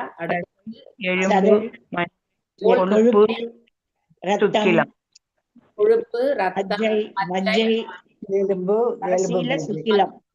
சுக்கிலம். ரெண்டுமே இந்த உடலோட இருக்கக்கூடிய ஒன்றுதான். இததான் டைரக்டா வந்து இப்ப வந்து சொல்லிட்டு இருக்காரு இல்லையா? அடுத்து வந்து 5 வெவ்வேறு விதமான பாதைகளை வந்து எடுத்துட்டு போறது வந்து இந்த கர்மேந்திரியங்களுடைய செயல்பாடுகள். கர்மேந்திரியங்கள் வந்து தனித்து இயங்காது இல்லையா? சோ கர்மேந்திரியங்கள் வந்து எவ்வாறு இயங்கும்னாக்கா, இந்த ஞானேந்திரியங்கள் மற்றும் அந்த புலன்களுடைய செயல்களாலதான் அது இயங்கும், தனித்து இயங்காது. அதுதான் வெவ்வேறு விதமான பாதைகள் என்று சொல்லப்படுறது. மேலும் 5 விதமான தடைக்கற்கள் இந்த அந்த நாம செல்லக்கூடிய அந்த ரோட்ல, அது என்ன மாதிரி தடைக்கற்கள் சொல்லுங்க? இந்த வாயுக்கள் வந்து பிரயாணிக்கக்கூடிய இது. ஒரு பர்டிகுலர் வாயு வந்து மேல் பாகம் மட்டும்தான் இருக்கும், ஒரு வாயு உடல் முழுதுமே இருக்கும், ஒரு வாயு வந்து இடுப்பு பகுதி, ஒரு வாயு வந்து கீழ் பகுதி இல்லையா? இப்படி இந்தந்த பாகங்கள்ல மட்டுமே அது செல்லக்கூடும், வேறு பாகங்களுக்கு அந்த வாயுக்கள் வந்து செல்லாது. அதனால்தான் அது வந்து 5 டிஃபரெண்ட் ரோட்ஸா வந்து சொல்லப்பட்டிருக்கு, 5 வெவ்வேறு விதமான பாதைகளாக. அடுத்து வந்து 11 சேனாதிபதிகள். அதுல சீஃப் சேனாதிபதி யாது? மனசு. கர்மேந்திரியங்கள், ஞானேந்திரியங்கள், 5 மனம். ஞானேந்திரியங்கள், 5 கர்மேந்திரியங்கள் மற்றும் மனசு இல்லையா? அடுத்து வந்து இலக்கு எது? பஞ்சபிரஸ்தா.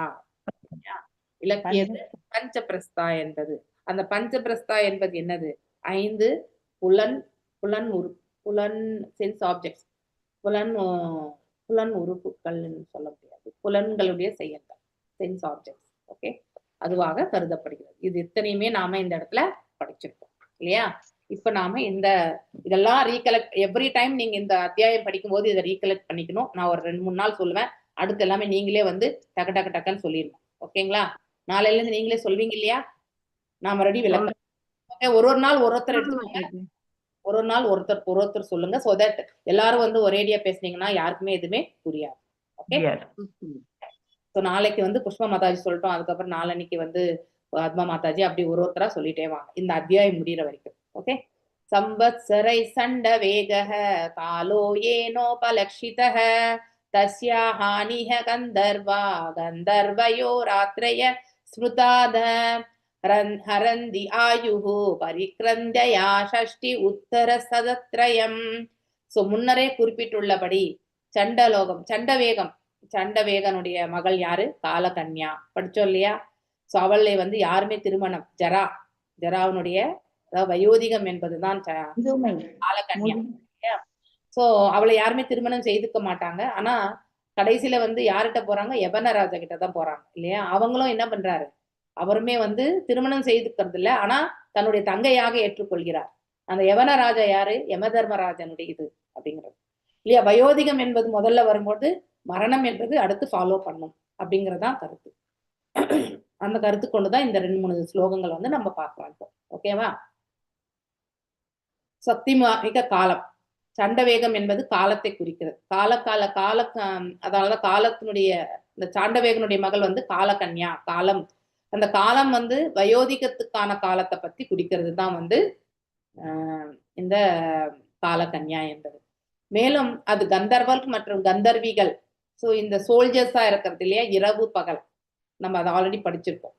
சோ 360 பகல், 360 இரவுகள். சோ கந்தர்வர்கள் மற்றும் கந்தர்விகள் அப்படின்றது வந்து, கந்தர்விகள் வந்து பெண்பால் வந்து இரவுக்கும், ஆண்பால் வந்து பகலுக்கும் என்று இந்த இடத்துல சொல்லப்பட்டிருக்கு. இவ்வாறு ஒவ்வொரு ஜீவனுமே வந்து வாழ்க்கையில இரவு பகலை வந்து கடந்துதான் செல்கின்றான் இல்லையா?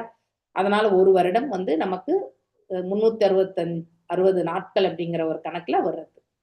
பரிக்ரந்தையா மாதாஜி, டிரான்ஸ்லேஷன்ல வந்து சண்டலோகமா சண்டவேகமா மாதாஜி? அந்த இடத்துல டிரான்ஸ்லேஷன்ல முன்னரே அப்படின்னா அவங்க வாழக்கூடிய உலகம் மாதாஜி அது. ஓகே, சண்டவேகன் என்பது நம்ம ஆல்ரெடி படிச்சிருக்கோம். அவருடைய மகள் தான் வந்து காலகன்யா அப்படிங்கிறது வந்து காலத்தை குறிக்கிறது.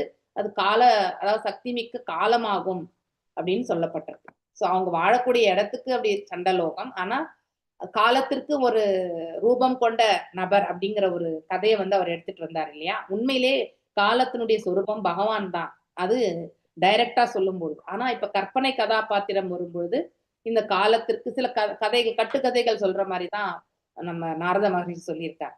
அதனால அவங்க பர்சனிஃபைடா இருக்கக்கூடிய அந்த காலத்தினுடைய ரூபம், அவங்க வாழக்கூடிய இடம் வந்து சண்டலோகம். அந்த சண்டவேகன் தான் வந்து அந்த அரசன், வந்து அந்த அரசனுடைய மகள் தான் வந்து காலகன்யா. சோ காலத்திற்கு அதிபதின்னு சொல்ல முடியாது, காலத்தினுடைய ரூபமாக இல்லையா, பர்சனிஃபைட். இப்ப வேதங்களுக்கு ரூபம் கொண்ட வேதம் அப்படின்னு சொல்றீங்க இல்லையா? இந்த மாதிரி ரூபம் கொண்ட காலம் அப்படிங்கிற அந்த இதுக்கு வந்து சண்டவேகன் என்று சொல்லப்படுகிறது. ஓகே, சோ அவங்களுடைய மகள் தான் வந்து காலகன்யா. அவள் வந்து எந்த நிலைக்கு வந்து வயோதிகம். ஓகே, வயோதிகத்திற்கு ரெப்ரசன்டேட்டிவ் யாரு? அதாவது அந்த முதுமையினுடைய ரூபம் கொண்ட முதுமை யாருன்னாக்கா காலகன்யா. அந்த காலகன்யாவை யாருமே வந்து திருமணம் செய்துக்க மாட்டாங்க இல்லையா? போகும்போது எல்லாருமே நிராகரிக்கிறாங்க. நாரத மகரிஷி கூட ஐ திங்க் யார்கிட்ட போறாங்க போகும்பொழுது, ஐ திங்க் இந்த கதையை நம்ம படிச்சோம்ல, இப்போ கொஞ்ச நாளைக்கு முன்னாடி தான் படிச்சோம். ஸோ ரீகலெக்ட் பண்ணுங்க, எனக்கு ஃபுல்லா ரீகலெக்ட் பண்ண முடியல. ஸோ அப்போ யாருமே அவங்களை ஏத்துக்கிறது இல்லை. கடைசியில வந்து யவனராஜன் கிட்ட போகும்பொழுது அவர் வந்து ரெக்கமெண்டேஷன் யாரோ ரெக்கமெண்ட் பண்ணி தான் அவர் வந்து எஸ் சொல்லிட்டு, ஆனா மனைவியை ஏத்துக்க மாட்டார், தங்கையாக சகோதரியாக ஏத்துப்பார் இல்லையா? ஸோ யவனர்கள் வேறு யாரும் கிடையாது, அதாவது மரணத்தினுடைய ரெப்ரசன்டேட்டிவ்ஸ். ஓகே, யமதூதர்கள் மற்றும் யமதர்ம ராஜா. ஓகே, ஸோ பரிக்ரந்தையா என்னும் வார்த்தைக்கு பயணம் செய்வதினால் என்று பொருளாகும் இல்லையா. வாழ்க்கையில நாம இந்த ஜீவன் இந்த உடல்ல வந்து நாம அதாவது பிறக்கின்றோம், அதுக்கப்புறம் வளர்கின்றோம், யவன பருவம், அடுத்து வந்து அதாவது மிடில் ஏஜ், அதுக்கப்புறம் வயோதிகம், அதுக்கப்புறம் மரணம், இப்படி நிறைய பாதைகளை வந்து இந்த உடல் வந்து கடந்து செல்கிறது. ஆத்மால எந்த மாற்றம் இருக்காது, ஆனா இந்த உடல்ல தான் மாற்றம் இருக்கும். அததான் இந்த இடத்துல பயணம் செய்வது என்று சொல்லப்பட்டிருக்கு. எவ்வாறு பயணம் செய்கிறோம் நாம? காலத்தின் அடிப்படையில தான். ஒரு நாள் நம்ம வந்து கடந்து செல்லும் போது நம்முடைய ஆயுட்காலத்துல ஒரு நாள் வந்து குறைந்து கொண்டே வருகிறது என்று பொருள் இல்லையா, காலத்தின் அடிப்படையில. சோ உயிர் அவனது ரதத்தில் 360. ஸோ இப்போ அந்த ரதத்துல வந்து இந்த ஜீவன் வந்து இதுக்குள்ள இந்த ஹதயத்துக்குள்ள இருக்கா இல்லையா, அது ரதத்தில் அமர்ந்து இருக்கக்கூடிய ஆத்மாவை வந்து ஒப்பிடப்படுகிறது. சோ அவன் அந்த ரதத்திலேயே அமர்ந்து 360 நாட்களையுமே வந்து பகல் பொழுது இரவு பொழுது எதையுமே அவன் வந்து கழிக்கின்றான் இல்லையா. வாழ்க்கை முன்னேற்றமானது, ஆனா 360 இரவுகளை இறக்குவதற்கு தேவைப்படும் வீண் வேலைகள் வந்து பயன்படுத்தப்படுகிறது. இந்த காலகட்டத்துல வந்து நாம் அப்படிதான் செய்யறோம் இல்லையா. எதையுமே உபயோகமான நிலையில நாம நம்முடைய காலத்தை வந்து உபயோகப்படுத்துறது கிடையாது. பிரஜல்பா பண்றோம் இல்லையா. அத்திய ஆகாரம், பிரயாசம் இல்லையா, நியம ஆக்ரஹா, நியமா பிளஸ் ஆக்ரஹா, நியம பிளஸ் ஆக்ரஹா, இப்படி ரெண்டுத்தையுமே ஃபெயில்யூர் டு அக்செப்ட், அதுக்கப்புறம் இன்னொன்னு வந்து அக்செப்ட் பண்றது இல்லையா. ஒண்ணு வந்து நியமங்களை வந்து ஏற்றுக்கொள்ளக்கூடிய அந்த ரிஜெக்ட் பண்றது இல்லையா, ஒண்ணு வந்து ஏத்துக்கிறது. அப்படின்னா நியமங்கள் எல்லாமே ஏத்துக்கிறது. நியமங்கள் அந்த கான்டெக்ட் வந்து நம்ம அந்த ஸ்லோகத்தை படிக்கும்போது நான் உங்களுக்கு சொல்றேன். நான் ஐ வில் கிவ் டுமாரோ. இன்னைக்கு டைம் இல்லாதனால நான் நாளைக்கு அந்த ஸ்லோகம் மட்டும் ஒரு வாட்டி பார்க்கலாம். ஸோ அந்த கான்டெக்ட் நியம பிளஸ் ஆக்ரஹா, நியமங்களை வந்து நிராகரிக்கிறது. ஓகே, எதெல்லாம் நம்ம ஃபாலோ பண்றோமோ அதெல்லாம் நிராகரிக்கிறது, எதெல்லாம் நம்ம ரிஜெக்ட் பண்ணணுமோ அதையே ஏத்துக்கிறது. இதெல்லாமே வந்து நமக்கு தடை கற்கள் தான் இல்லையா. இதெல்லாம் மனசனுடைய காரணம் தான். ஓகே, அதிகமா சம்பாதிக்கணும்னு நினைக்கிறது, நம்ம தேவைக்கு அதிகமாக நம்ம பொருள் சேர்க்கணும்னு நினைக்கிறது, தேவைக்கு அதிகமாக உண்ணுதல் என்பதும், இதெல்லாமே வந்து நமக்கு உடலுக்கும் மனதுக்கும் எதுவுமே வந்து அது நன்மை பயக்காது. ஸோ அதை தான் நம்ம இந்த இடத்துல பார்க்கிறோம். நம்ம உயிரானவன் இத்தகைய பிரயாணத்தை தான் அவன் மேற்கொள்கிறான். அதனால அவனுக்கு எந்த பிரயோஜனமுமே கிடையாது. கொடுத்திருக்கக்கூடிய காலகட்டத்துக்குள்ள தான் எந்த காரியத்தை அவன் செய்தால் அவனுக்கு நன்மை விளைவும் அத்தகைய காரியங்கள்ல தான் அவன் வந்து ஈடுபடணும். ஆனா அதை வந்து பிரித்தறிந்து அதை வந்து செய்யணும்ன்ற அந்த பக்குவம் வந்து அவனுக்கு கிடையாது. காலக்கன்யா என்று குறிப்பிட்டிருப்பவர் இங்க வந்து அப்ப அந்த கதாபாத்திரம் என்னன்னாக்கா முதுமை என்று புரிந்து கொள்ள வேண்டும். இப்ப டைரக்டா சொல்லிட்டு இருக்கார் பிராச்சீன பரித்து. ஒவ்வொருவரும் முதிர்ச்சியை ஏற்றுக்கொள்ள தயாராக இல்லையா, ஆனால் மரணதேவனோ நான் யவனேஸ்வரன், யவனராஜா ஜராவினை, அதாவது ஜரா என்பதும் காலக்கன்யா உடைய இன்னொரு பேர் தான். சோ ஜராவினை முதுமை தன் சகோதரியாக ஏற்றுக்கொண்டான். உடல் என்னும் கூண்டில் சிறைப்பட்டிருக்கும் உயிர் முதுமை என்னும் காலக்கன்யாவை மரணத்திற்கு முன்பாக ஏற்றுக்கொள்கிறது. வேற வழி கிடையாது. Even we have also started in that phase. Okay, நானும் அந்த பாதையை வந்து ஆல்ரெடி ஸ்டார்ட் ஆயிடுது. 50 வயசுக்கு மேல ஆயிடுறதுனாலே நம்ம வந்து நாம இப்ப முதுமை நோக்கி சென்று கொண்டிருக்கின்றோம் என்று அர்த்தம் இல்லையா. யவனேஸ்வரன் என்பவன் யமராஜன் இல்லையா. அந்த யவனராஜன் வந்து யம தர்மராஜன். அதே மாதிரி யவனர்கள் என்பவர்கள் யம தூதர்கள் என்பதையும் நாம மைண்ட்ல வச்சுக்கணும். மரணத்தின் அடையாளம் ஆகும் யமராஜனின் இது நார்மலா ஒரு ஜீவன் வந்து வாழ்ந்து முடியக்கூடிய கதை. ஆனா சில பேருக்கு அகால மரணம் இதெல்லாமே வந்து எக்ஸப்ஷன்ஸ். அதெல்லாம் வந்து மரணம் என்பது எப்போ வேணாலும் நிகழும், வயோதிகத்துலதான் நிகழணும்னு கிடையாது. ஆனா ஜென்ரல் விதி வயோதிகமான பிறகு 100% எனி டைம்ன்றது வந்து சொல்லப்படுகிறது. ஆனா இளமை காலத்துல வந்து நாம அந்த மாதிரி ஒரு எக்ஸ்பெக்டேஷன் இருக்காது. ஆனா அதுலயுமே சில எக்ஸப்ஷன்ஸ் வந்து உண்டு. ஓகே, சோ யமராஜனின் இடத்திற்கு போகும் முன்பு உயிர் யமராஜனின் சகோதரியான ஜரா என்னும் முதுமையை ஏற்றுக்கொள்கின்றான். ஒருவன் தனது பாவ செயலினால் யமராஜன் மற்றும் அவன் சகோதரியின் பாதிப்பிற்கு ஆளாகின்றான். சோ நாம் எதுக்கு இந்த முதுமை, எதற்கு நாம மரணத்தை ஏற்படுறோம்னா நாம செய்த பாவ கர்மங்களால தான் நாம் இதை ஏற்றுக்கொண்டிருக்கிறோம் என்று அர்த்தம். இந்த பிரபஞ்சத்திற்கு வந்திருக்கிறதே நம்முடைய பாவ செயல்களால் தான். அதை நாம ஃபர்ஸ்ட் புரிஞ்சுக்கணும் இல்லையா. இறைவனை மறக்கணும், நாம இதை ஆளணும், இறைவனுக்கு சமமாக நம்மளை கருதி we want to இந்த பிரபஞ்சத்துல வந்து நம்ம வந்து எங்கேயுமே நம்ம ஆளணும்னு நினைக்கும் பொழுது ஓகே நீ ஆள்வதற்கு இந்த இடம் இருக்குன்றத வந்து பகவான் நம்மளை இங்க அமைச்சிருக்க. என்னை நீ மறந்து நீ இந்த பிரபஞ்சத்தை ஆளணும்னு நினைக்கும் பொழுது அந்த இடத்துலயே இல்லையா, அதாவது ஸ்பிரிச்சுவல் வேர்ல்ட்லயே நம்ம அந்த மாதிரி ஒரு பிஹேவியர் வந்து ஒரு க்ஷணம் நாம வந்து இறைவனை மறந்து இறைவனை போல நான் அப்படிங்கிற அந்த ஒரு எண்ணம் வரும் பொழுதே இல்லையா, நாமும் அவரும் ஒன்று என்ற நிலைகளை நாம எடுத்து செல்லும் பொழுது ஆட்டோமேட்டிக்கலி நாம இந்த இடத்துக்கு அவரை மறக்கக்கூடிய தன்மை வரும் பொழுதுதான் அத்தகைய பாவமே நமக்கு வரும். அப்போ ஆட்டோமேட்டிக்கலி நம்மளை இந்த இடத்துக்கு டிஸ்போஸ் பண்ணிடுறாங்க இல்லையா. அத என்ன சொல்லுவாங்க அதுக்கு, அது நாடு கடத்துறான்னு சொல்லுவாங்க இல்லையா, அது என்னது டிபோன் நாடு கடத்தக்கூடிய அந்த நிலையில வந்து எக்ஸாக்ட் வேர்டு எனக்கு டக்கு ஞாபகம் இல்லை. ஓகே, நாடு கடத்துறது மாதிரி நம்ம அந்த ஆன்மீக உலகத்துல இருந்து என்ன பண்றோம், இந்த பௌதிக உலகத்திற்கு வந்துடும். அவ்வளவுதான். சரி, ஆறாம நீ வந்து இந்த இடத்துல ஒவ்வொரு ஜீவனுக்குமே உண்டு அடுத்தவங்களை அடக்கி ஆடணும்ன்ற அந்த குணம் எல்லாருக்குமே உண்டு. சில சமயங்கள்ல நாம அதை வெளிப்படுத்துவோம், சில சமயங்கள்ல நாம அடங்கி போகக்கூடிய சூழ்நிலை. நமக்கு மேல ஒருத்தர் நம்மளை வந்து போட்டு நல்லா அதாவது ஸ்ட்ராங்கா நின்னாங்கனாக்கா நாம என்ன பண்றோம், அவங்களுக்கு நாம அடங்கி போயிடுறோம். இதை நமக்கு கீழே நம்மளோட இருக்கிறவங்க பழகும் பொழுது அவங்க அவ்வளவு ஸ்ட்ராங் இல்லைன்னு தெரிஞ்சா நாம என்ன பண்றோம், அவங்கள வந்து நாம போட்டு வதக்கி எடுத்துறோம். பண்றோமா இல்லையா?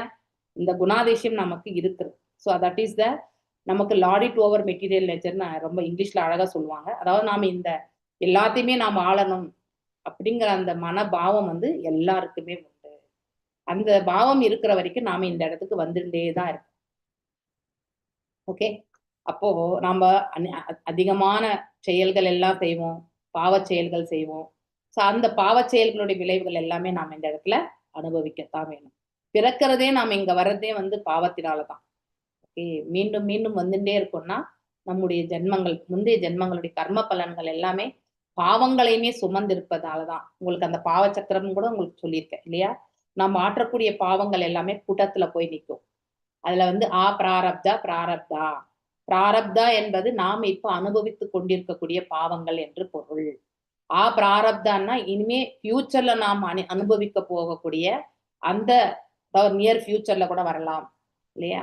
அப்படிப்பட்ட நிலையில இருக்கிறது வந்து பிராரப்தா. இப்ப நாம செய்து கொண்டிருக்கக்கூடிய வினைகள் எல்லாமே வந்து என்னது, அது வந்து விதை, பாவத்தினுடைய விதை இல்லையா. ஸோ அந்த விதை வந்து முளைத்து நாம வந்து இனிமே அது வந்து அறுவடை செய்யறது வந்து அது பிராரப்த நிலைக்கு போய் அதுக்கப்புறம் பிராரப்தமா வந்து அதுக்கப்புறம் தான் நாம அந்த விதை எல்லாமே போயிட்டு அந்த பாவங்கள் எல்லாமே நாம செய்யக்கூடிய பாவங்கள் எல்லாமே எங்க போவோம், கூட்டத்துல போய் நிற்கும். அங்கே விதையாகி செடியாகி பிராரப்த நிலைக்கு வந்து அந்த பிராரப்த நிலையில இருந்து சிலதெல்லாம் நாம் இப்ப அனுபவிச்சுட்டு இருக்கிறது எல்லாமே பிராரப்த நிலையா வரும்.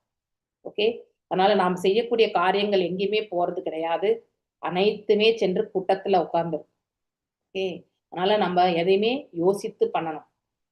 நம்ம எத்தனை பாவம் செய்யறோன்றத வந்து கண்டிப்பா தெரிஞ்சுக்கணும். ஒவ்வொரு செயலிலுமே நம்ம வந்து தவறுகள் இழைத்து கொண்டு தவறு செய்தாலும் அது பாவம் தான், அதையுமே நாம் அனுபவிச்சுதான் ஆகணும். அட்லீஸ்ட் ரியலைஸ் பண்ணாலாவது அதனுடைய வீரியம் குறையும். ஏத்துக்கவே முடியாது, நான் செய்யவே இல்லைன்னு நம்ம சாதிக்கிறோம் பாருங்க. சில பேர் சாதிப்பாங்க இல்லையா, நான் சொன்னது ரைட், நான் அந்த தப்பு பண்ணியிருப்பாங்க ஆனா ஒத்துக்க மாட்டாங்க. ஸோ அந்த அதனுடைய வீரியம் அவங்க எவ்வளவு ஸ்ட்ராங்கா இருக்காங்களோ அந்த மாதிரி அந்த பாவத்தினுடைய வீரியமும் அவங்களுக்கு ஸ்ட்ராங்கா இருந்து அடிப்படும். அதை நம்ம அக்செப்ட் பண்ணிக்கும் போது நமக்கு அதனுடைய வீரியம் வந்து குறையுது. ஏன்னா நமக்கு ரியலைசேஷன் உணர்ந்தறியும் அந்த பாவம் வந்து செய்தது வந்து மிகப்பெரிய தவறுன்ற அந்த உணரக்கூடிய அந்த மனசு வந்து நமக்கு வரும். அதனால வந்து எல்லாமே நாம இங்க வர்றதே பாவத்தினாலதான். வயோதிகம் அடைகிறோம் என்றால் பாவம், மரணத்தை ஏற்கின்றோம் என்றாலும் பாவம். பிறப்பு என்பதே பாவம் தான் இந்த இடத்துல, இந்த பூமியில. அதனால நம்ம இட்ஸ் நாட் எ கிரேட், ஆனா அதுலயுமே வந்து ஒரு நல்ல ஒரு பிறவியா மனித பிறவி கிடைச்சிருக்கு. அட்லீஸ்ட் இனிமே இந்த இடத்துல வராம இருக்கிறதுக்கான மார்க்கத்தை நாம எடுத்துட்டு வர்றதுக்கான பாதைக்கு நம்ம செல்லணும். ஓகே, கிருஷ்ண உணர்வு உடையவர்களும் நாரத முனிவரின் உபதேசத்திற்கு ஏற்ப பக்தி தொண்டில் ஈடுபட்டவர்களும் யமராஜன் கண்டிப்பா வர்றது கிடையாது. இதை நாம அஜாமிலன் ஸ்டோரியில அடுத்த 2 கேண்டோல படிப்போம் நம்ம. ஓகே, 6வது கேண்டோல ஒருவன் கிருஷ்ண உணர்வு உடையவன் என்றால் அவன் மரணத்தை வெல்கிறான். அப்படின்னா மீண்டும் ஒரு முறை மரணிக்காத ஒரு நிலையை அவன் எய்துகிறான். ஓகே, அதாவது இந்த உடல்லே கடைசியாக அவன் வாழக்கூடிய நிலை என்பதை நாம தெரிஞ்சுக்கணும். பருவுடலை விட்டு அவன் நீங்கிய பிறகு மற்றொரு பருவுடலை அவன் ஏற்றுக்கொள்வது கிடையாது. அப்படிப்பட்ட வாய்ப்பு இறைவன் அவர்களுக்கு வழங்குவது கிடையாது. மாறாக அவன் வீடு பேறு பெற்று முழுமுதற் கடவுளிடம் செல்கின்றான், அவருடைய திருவடிகள்ல அவன் சேருகின்றான். இதனை பகவத்கீதையில 4.9 இல்லையா உறுதி செய்கிறது. 4.9 ஸ்லோகம் என்ன சொல்லுங்க யாராவது? விஜானாய சாது त्यक्त्वा देहं पुनर्जन्म नैति ममेति सो अर्जुन.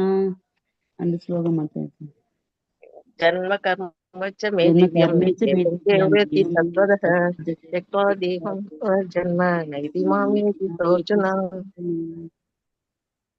ஜன்ம கர்ம சமே திவ்யம் ஏவாம் யோ வேதி தத்வதः தத்வ இல்லையா, அதாவது எட்டர்னல் ட்ரூத், நித்தியமான உண்மை அது. ஓகே, மாறாது. தெக்தா தேகம் புனர்ஜென்ம நைதி மாம் ஏதி சோ அர்ஜுனா இல்லையா.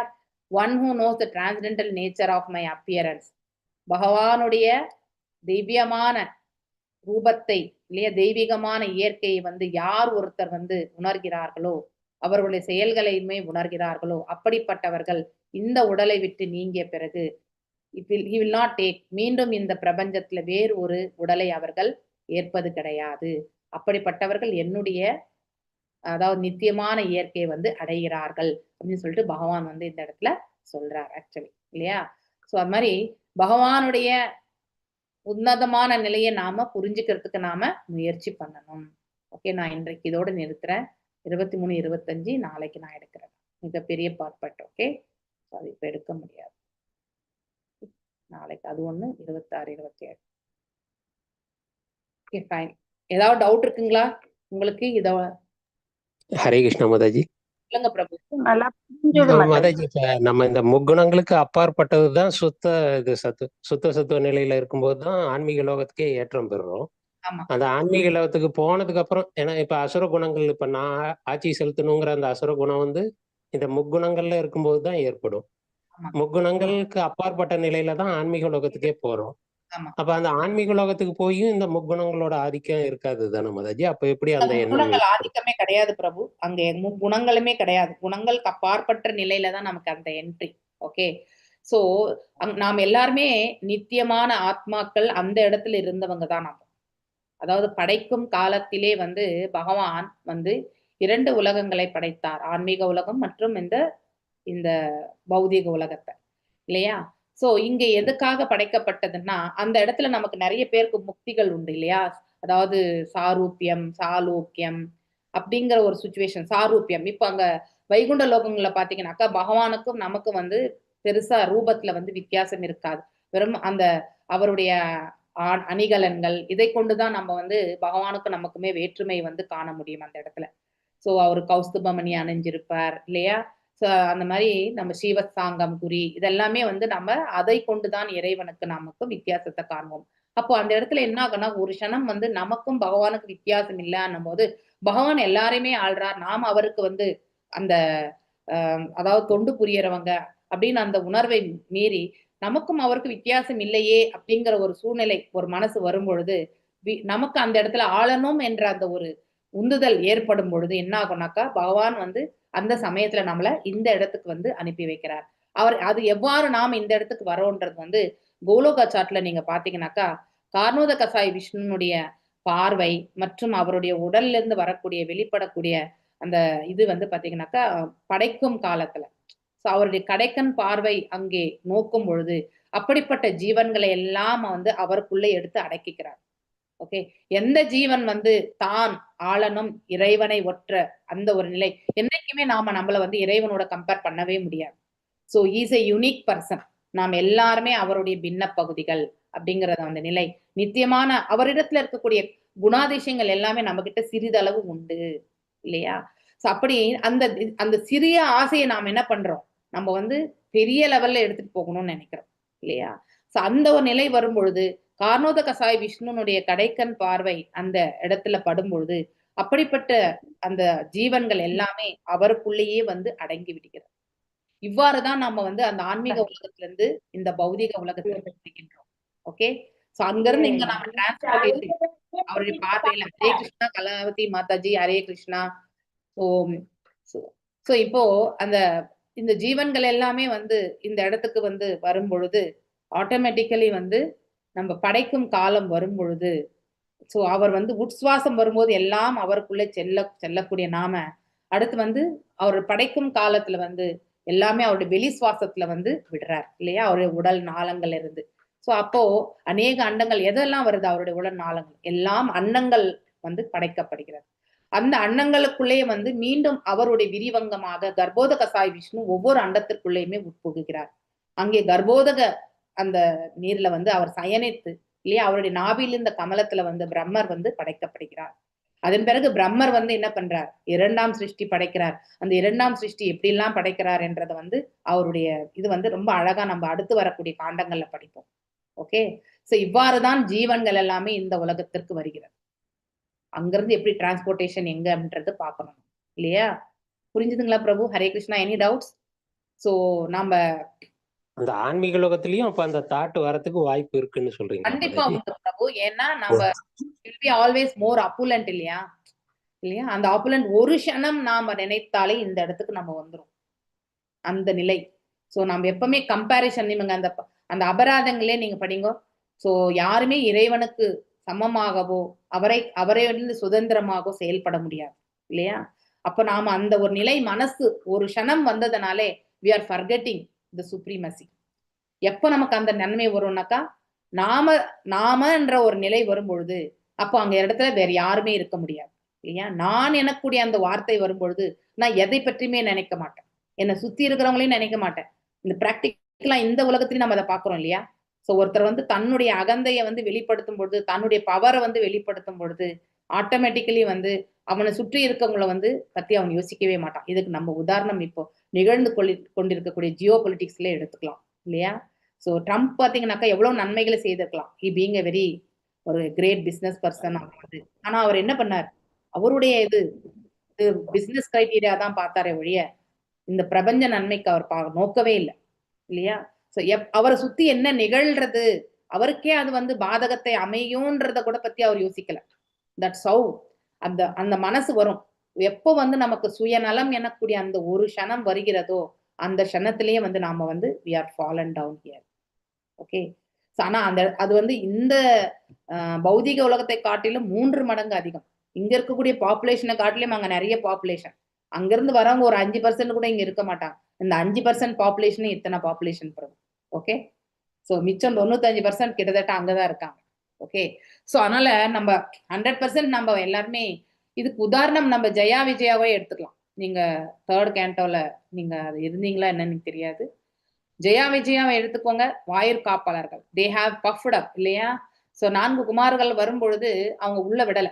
சோ அது அனுமதி இல்லையா? அப்ப அந்த இடத்துல தன்னுடைய பவர் அப்படிங்கிற ஒரு க்ஷணம் வந்து காட்டினதால அவர்கள் என்ன ஆனாங்க, 2 பேருமே வந்து பகவானே வந்து ஸ்வயம் அங்க அவர் வந்து வந்தார். அவர் எழுந்து வந்து காட்சி கொடுத்தார். வாயில் காவல் கிட்டே வந்து குமாரர்களுக்கு வந்து காட்சி கொடுத்தார். சோ அப்பதான் அவருடைய திருவடிகள் இருந்த அந்த துளசி நோய் நுகர்ந்து அந்த நறுமணத்திலே வந்து அவர்கள் வந்து இம்பர்சனலா இருந்து அவங்க எல்லாம் பர்சனலா ஆயிட்டாங்க. அதாவது பக்தர்களாக மாறினார்கள். அதன் பிறகு அவர்களே வந்து மன்னிக்கணும், அவங்க சாபத்தை கொடுக்கணும்னு நினைச்சாங்க.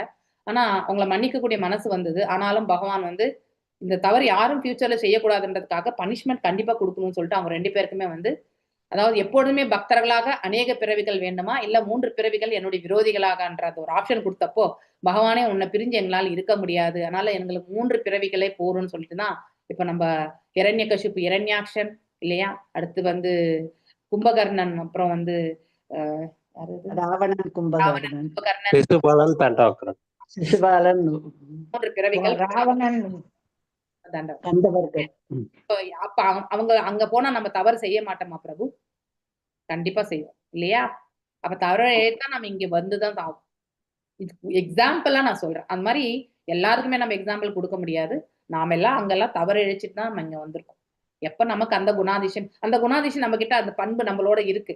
அதனாலதான் நம்ம அந்த பண்பை வந்து அதிகமா இந்த இடத்துல வெளிப்படுத்துறோம். நம்ம இந்த பௌதிகத்திலே அடக்கி ஆள்றது இல்லையா, அடுத்தவங்களை அடக்கி ஆளணும்ன்ற அந்த பண்பு நம்ம கிட்ட உண்டு.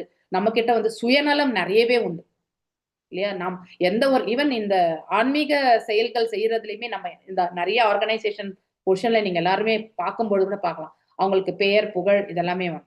யாராவது டொனேஷன் கொடுத்தா அந்த டியூப்லைட் மேல கூட பேர் எழுதுறாங்களா இல்லையா? இதெல்லாம் வருது என்னது, that is where we are. So பிரகடனம் தான் அப்படிங்கிற அந்த இதெல்லாமே மமதை எல்லாமே உண்டு நமக்கு இல்லையா? சோ அதெல்லாம் விடணும். வாஞ்சகல்பதாருபியச்ச கிருபா சிந்துபேவச்ச பதிதனாம் பாவனேபிய வைஷ்ணவேபிய நமோ நமः. அனந்த கோட்டி வைஷ்ணவ விருந்த கி ஜெய். நாமாச்சாரிய ஹரிதாஸ் தாகூர் கி ஜெய்.